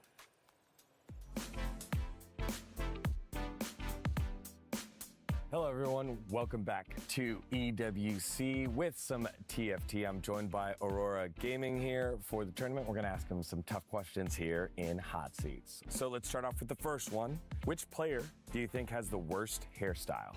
AG 他们的教练的头发。 Which team is simply overrated?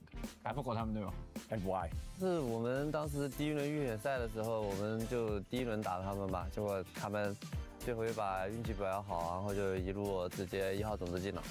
Which team is the most demanding? Like toughest team? T1. Which team should already book a shuttle to the airport because they're going to lose? 我们第一轮对手。Which player has the worst fashion sense? 我觉得 WBG 的这个定队服的。All right. Thank you very much, guys, for Hot Seats. Best of luck at the tournament. Thank you, Aurora. 谢谢。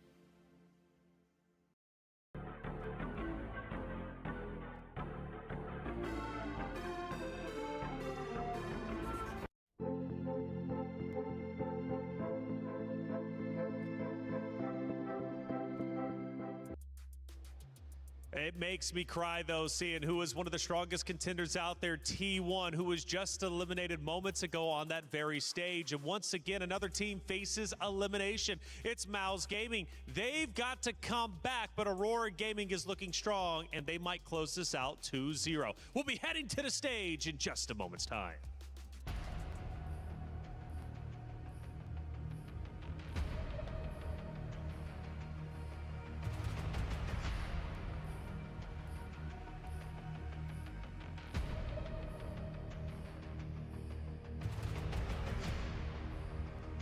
Team Vision 2-0, T1 in our first match of the day. The atmosphere is gloomy for MOUZ after that game one where it felt like they had everything they needed for a win, but Aurora Gaming just too strong, Ipe. For MOUZ, they had the early game, but as the test mentioned, they lacked the momentum to transfer that into the later stage of the game. Kubi couldn't win or couldn't close the round there. Great defense work coming in from Aurora, and then 3 cap-out players, 3 players going for that win versus MOUZ not having even one.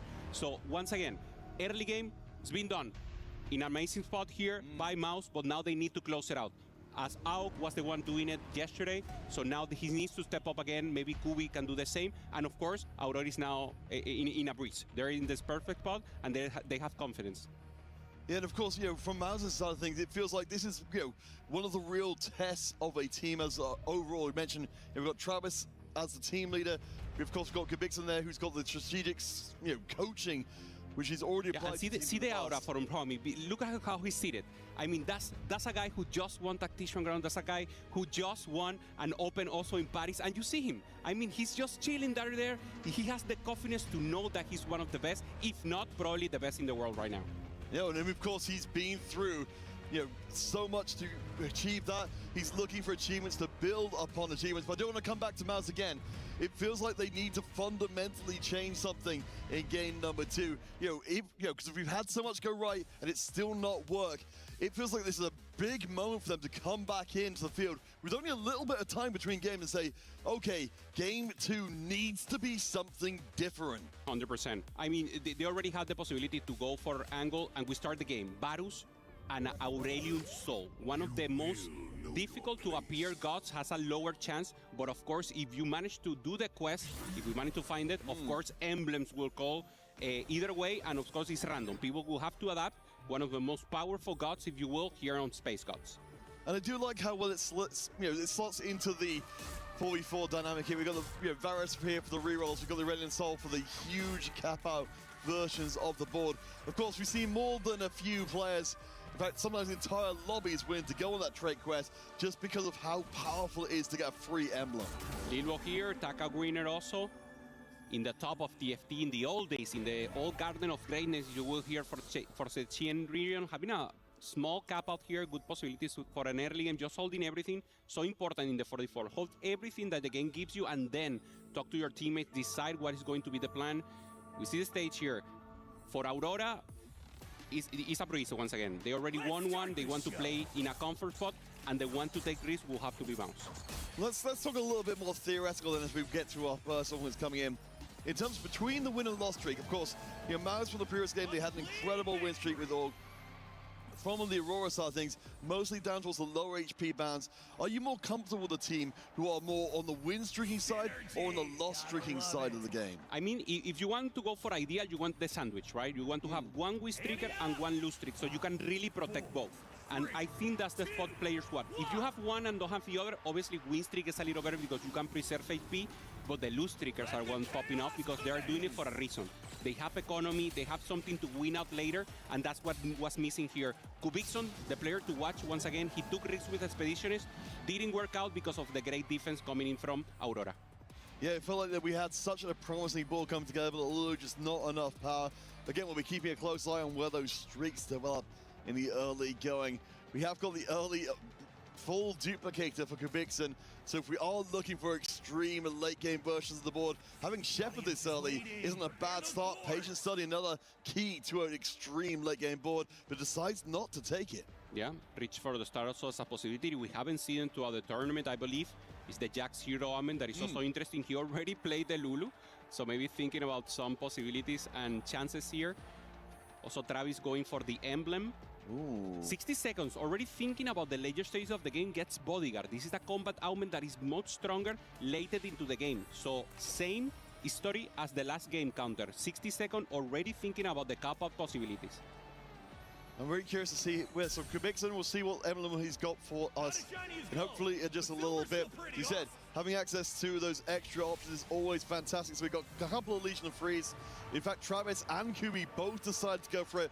We'll find out in a second. So we've got Meeple on the side of Kubikson. Certainly we've seen enough of the Corki boards getting around to make this a worthwhile, as Premier will open fort here. The calculated loss. We're talking about teams controlling win and loss streaks. Premier is not messing around. We're seeing Kubi here, so the Legion of 3 gave him the Meeple emblem. It's not ideal, but you can go into Corki and you can try to play Pempo. Lulu, same. So both with Meeple, there is some chance of some weird reroll possibility, but I think both of them will contest themselves and will try to just play into Corki. Another chance is to play the Veigar print, but you really want to have the spot in the early game, so let's see what they both do.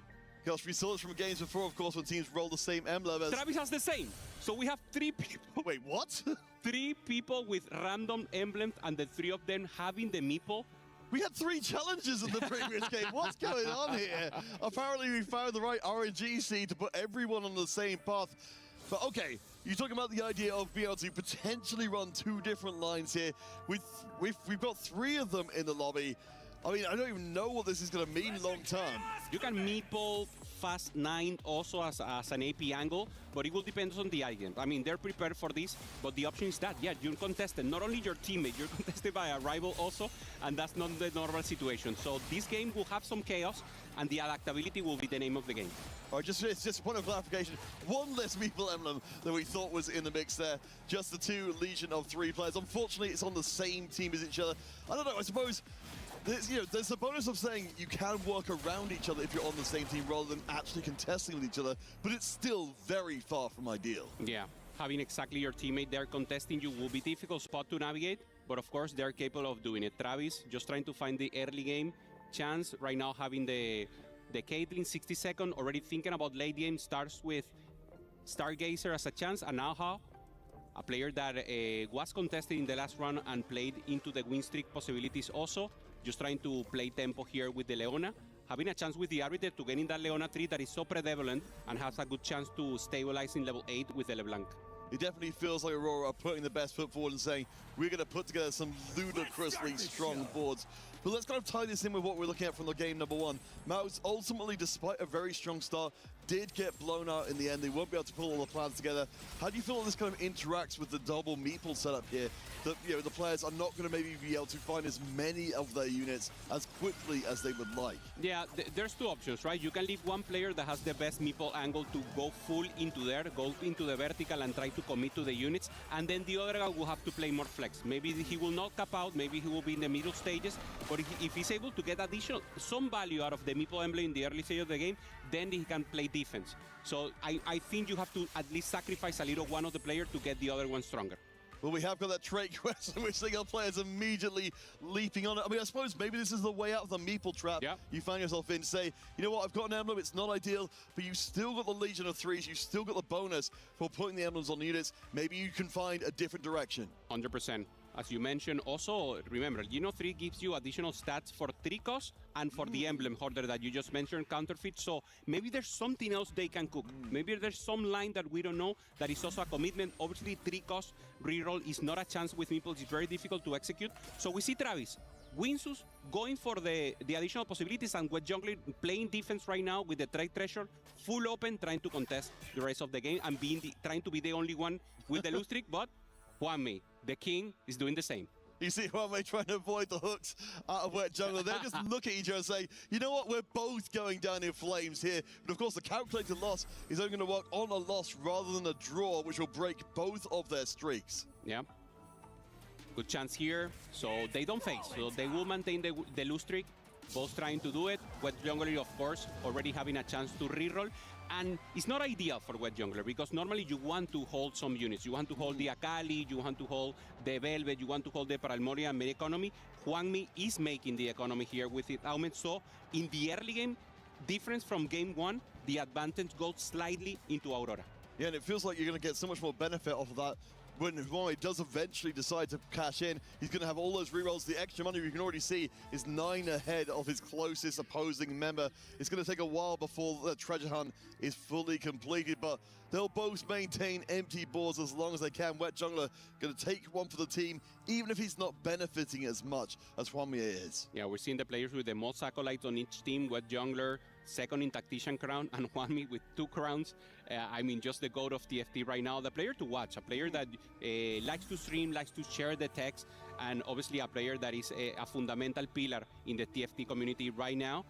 They don't face each other once again. So huge spot right now. Lilu almost open also with a clear mind. So another pop-up player coming in for Aurora. So we're kind of left in the same position here in game 2 of the series, with, of course, Aurora having the 1-game advantage already coming into this one. So we've got MOUZ in the top 3 spots for the time being. Wet Jungler does maintain the loss streak towards the bottom, but I'm a little bit worried. Anything that reminds me of game 1 is already making me worried that this could head towards a 2-0. Similar here, 60 seconds against friendly fire. And yeah, 5 win streak also for Travis, the captain, the win-out player. Going for the Nar, knows that Meeple is being contested by this lobby. Nar is difficult to execute, and obviously already having the Winso together with the Deathblade. He might not stay on the Nar. There's a possibility that he plays something else, but of course the Deathblade is giving us some possibilities of Corki. I think he's open to whatever the game is giving him, and if he gets additional Nar, maybe he can go into the line. Normally you want the IE, the crit damage, also to have good chance. And Travis is a player that can adapt. I mean, this is the tempo player. This is the captain. This is the guy that does the magic in stage 3. So I'm sure he can keep the pressure up. No, it's a big responsibility you're putting on the team. And certainly, MOUZ is a very big brand to be carrying forward into this event. But Travis, of course, keeping the win streak, you see, keeping the focus up. You see, he could be there, looking actually very relaxed. Honestly, I usually take this as a very good sign when players are relaxed, because they're not panicking, especially when they're down 1 in the series. It'd be very easy. We've seen players, getting emotional, starting to even have tears coming down their faces because the emotion is overwhelming them. Not seeing that from MOUZ. Yeah, I feel that if players are already emotionally live and they transfer that for TFT is fine, but the normal spot that we see in players are they're cool. They keep it cool, they keep it composure, because that's the way they can really influx in all the knowledge that they have gained throughout the years playing TFT. So as you mentioned, Kubi, good spirits, and also transfer that to the rest of the teammate to get everyone in a good spot. All right, so let's just take stock of everything. I suppose the big difference here, so we've got Juanmi, Wet Jungler, both on loss streaks, both still attack. Yep. Travis, the only win streak, other than Kubi, who's a little bit behind. So that is a place where Aurora are missing out here in terms of gold income. They're not getting the win streak gold, even if Juanmi is, of course, benefiting more from his loss streak than Wet Jungler is. Yeah, we will watch Wet Jungler soon. He should roll here and try to stabilize the board. He already holding a Velvet here and try to have a chance. Obviously trying to pop off here, to be the strongest one, to pressure the lobby, to protect the Akali. That is the unit that normally is being contested so much throughout the tournament. All right, we'll see gold augments coming in next. For our players, of course, we do need to bear in mind we've still got the trait quest live at this point, so our players will be trying to activate that, get their emblem for free, and choose their final direction. Hopefully won't see too many narrowing in too much, as Wet Jungler, as you said, he is spending out the money in a hurry. Yeah, I'm finding two units that change the game plan for him. He finds the Tahm Kench, he finds the Morgana, and he's thinking about it because is the shiny Tahm Kench there. Normally a good unit that can eat additional units and can give you some possibilities, but it's not ideal right now. Morgana is stronger. So he's really thinking about it. Is this a bait from the game, or should I use it and this is my stronger board? Decides to use it for one run. We're facing Augment this round. I imagine just looking to soften the loss while keeping a loss streak intact. Of course, we talked about before, the teammates much more able to extend those loss streaks for you if they are so inclined. Keep an eye on Huame as well. Of course, I imagine it's still open, forcing down the bottom and building up a lot. Yep, takes another loss in this round. Imagine Wet Jungler will as well. This one's headed for what looks like a soft loss, maybe not actually. The Gwen not doing enough damage, and that Tahm Kench, the shiny Tahm Kench you mentioned before, Wet Jungler's streak is officially over. Okay, I'll also taking the loss here for lose streak here for Og. Auhao finds the Leona 3-star with the printing. Great possibilities here for him. And Kubi, he's decided to be the tempo player, so he left the other Legion of 3 players go for the vertical, and now he's just, he has to play flexible here. He has the additional emblem, so he can go either way. Just looking to see if what Kubi's going to be going for. We have the Spatula. See how big of a board. I wonder if we might be seeing more towards the Shepherd side of things as a way to still make use of the Meeple Emerald without necessarily going deep into Meeple itself, and it seems to be what's on Kubixon's mind. Yep. 5-win streak is looking pretty good up against Ahau. Of course, is less willing to give way. I'm really not sure about which one of these two boards is going to punch through. Okay, Space Group is being committed here by Kubixon, so that's the emblem. He will go into the line, ideal line also. You can measure it together with Meeple in a good spot in the middle stages of the game. So Kubi just committing to this and trying to play that board. He will try to contest the Nami, and of course he hits on the later stages, on the beginning stages of stage 4. It could be a good angle for him. Doesn't look happy, we have to say it. The expression of the faces of the players is what gives us the most information, and for Kubi, this is not the ideal spot. No, not at all. So Wet Jungler losing the loss streak, Kubi losing the win streak. That's a lot of gold out of pocket for MOUZ as the emblems come in a calling. We've got some more decisions to be made for our players. Looking forward to the back half of the game. And again, calling back to game 1, we started to see Aurora emerging as the game went on and starting getting stronger and stronger. That is starting to happen a little bit here as well. If we want to get, 60-second up towards the top, he's now controlling the win streak.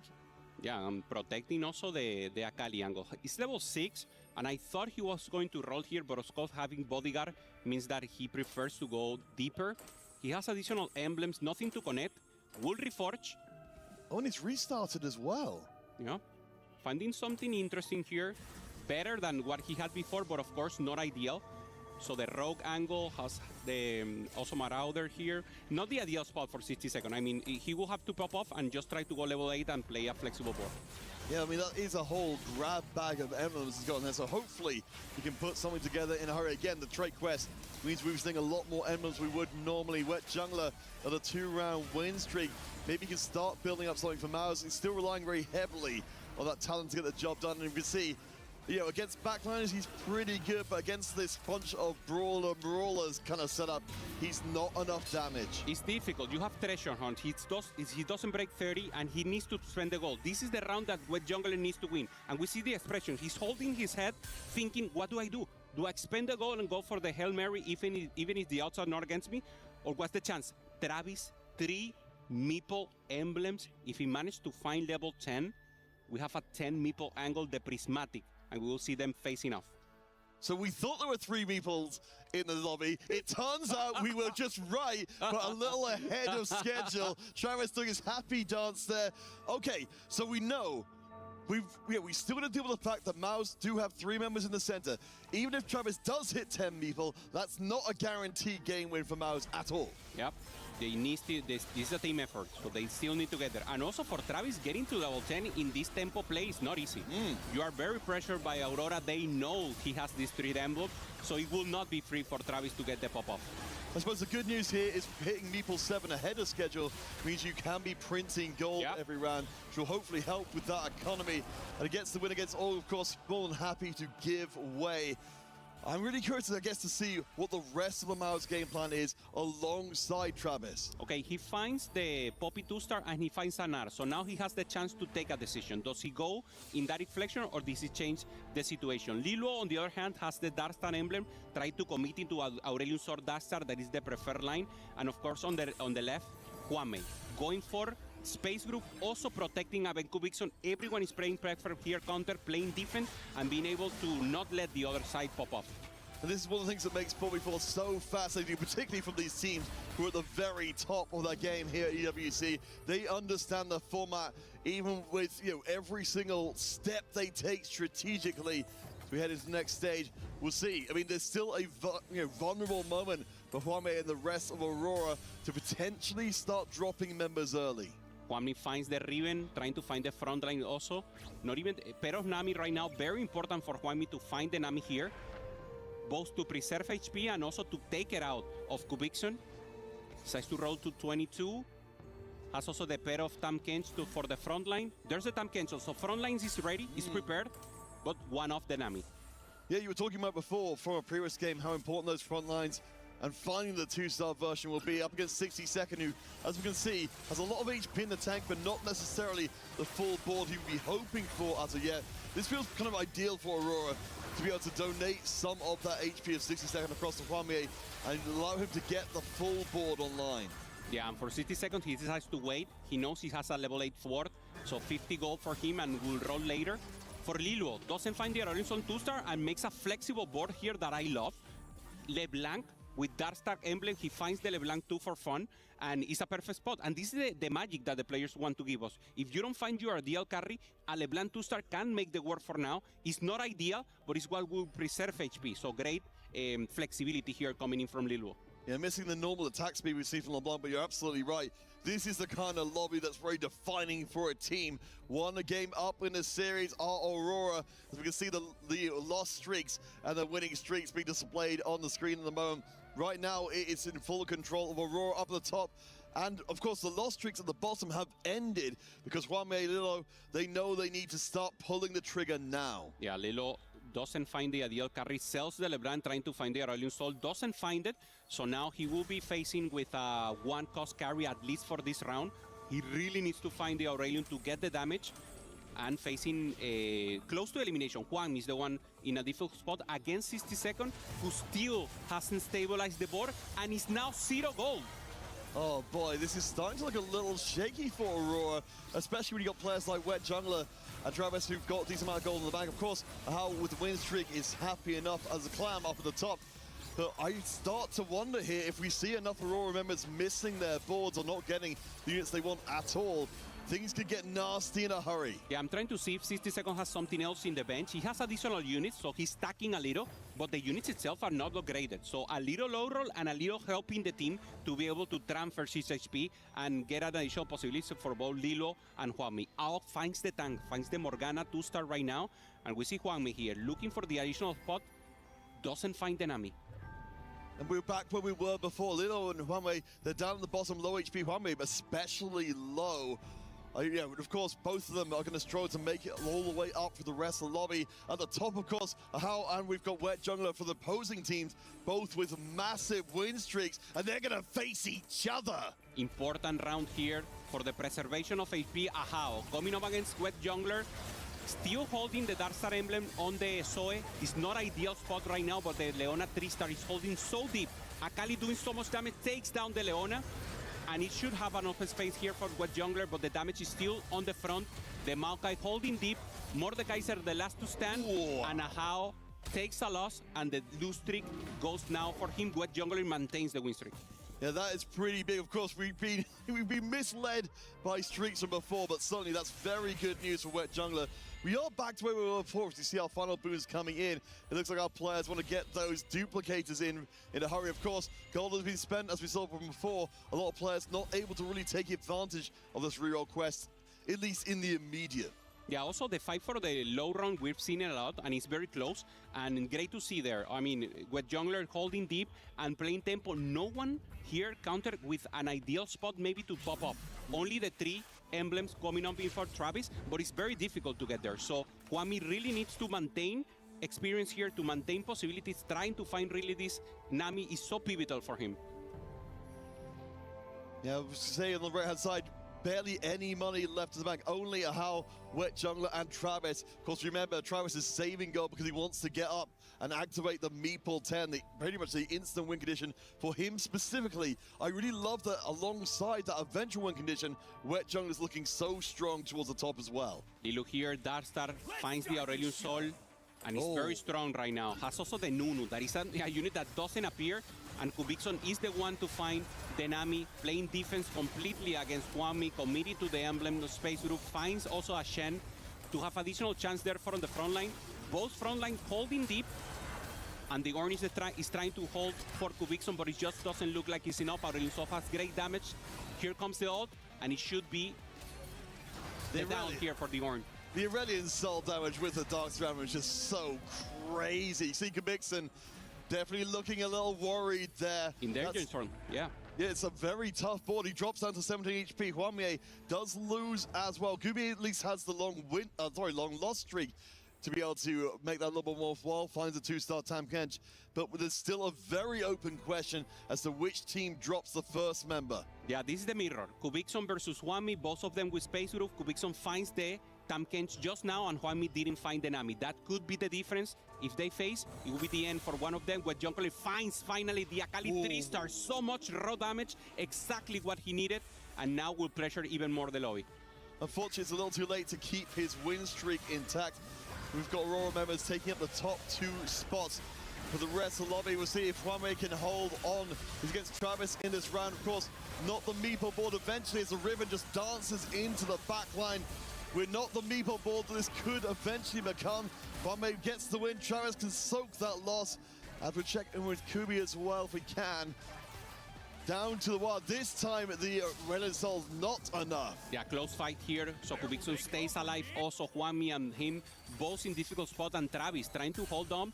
Has the additional poppies, has the additional Nars, but doesn't have the front, doesn't have Corki, doesn't have anything else. So this board, even though he has 7 Meeple early, is just not coming in together a counter. Yeah, he rolled very deep to try and find what he's specifically looking for, and it was a big pile of gold. He wanted to get as close as quickly to his final board online. There's the Poppy 3, at least at some front line. He hasn't been winning for a little while. Checking back in with Ahau, of course, with 62nd. Is currently leading the field HP-wise. Yeah, trying to find the additional upgrades here. Finding the Blitzcrank early so huge for him. He was the level 9 player, as you mentioned. Trying to find Sona, trying to find Bar, trying to find the real damage in the composition. Bar together with the Darkstar emblem is the best placeholder for this. Aurelion Sol is the normal one that we see, but Bar is even better, but you need to find him 2-star. Yeah, level 9. There's 2 spots in the same shop. That could be the stroke of luck that turns this whole game. Able to now start following up that Bard at speed. Terrible news for MOUZ. Amazing news for Aurora gaming fans. Okay, not putting items so far. Just waiting to see the placement. Goes up against Hwami, so decides to maintain himself weaker. Ahau playing perfect 4v4 here, giving an additional life to Hwami. And that's going to make all the difference. Kubi as well, fighting on this round. On 17 HP, might be able to slow the loss, but it could go very poorly if he takes a massive hit in. Hwami fed that win. So some of that big HP at the top of the table goes to their teammates. And we're starting to see again, all these lobbies we see for the really skilled 4v4 teams become very close because they're all donating HP to each other. You have to play for the captain, and that's exactly what Aurora Gaming is, funneling all resources together for Hwami, who keeps rolling for the Nami, that is just shy, finally finds the Nami, the damage is there, and holding Ramus, just in case Kubi falls down, he has an additional possibility there to get a 3-star.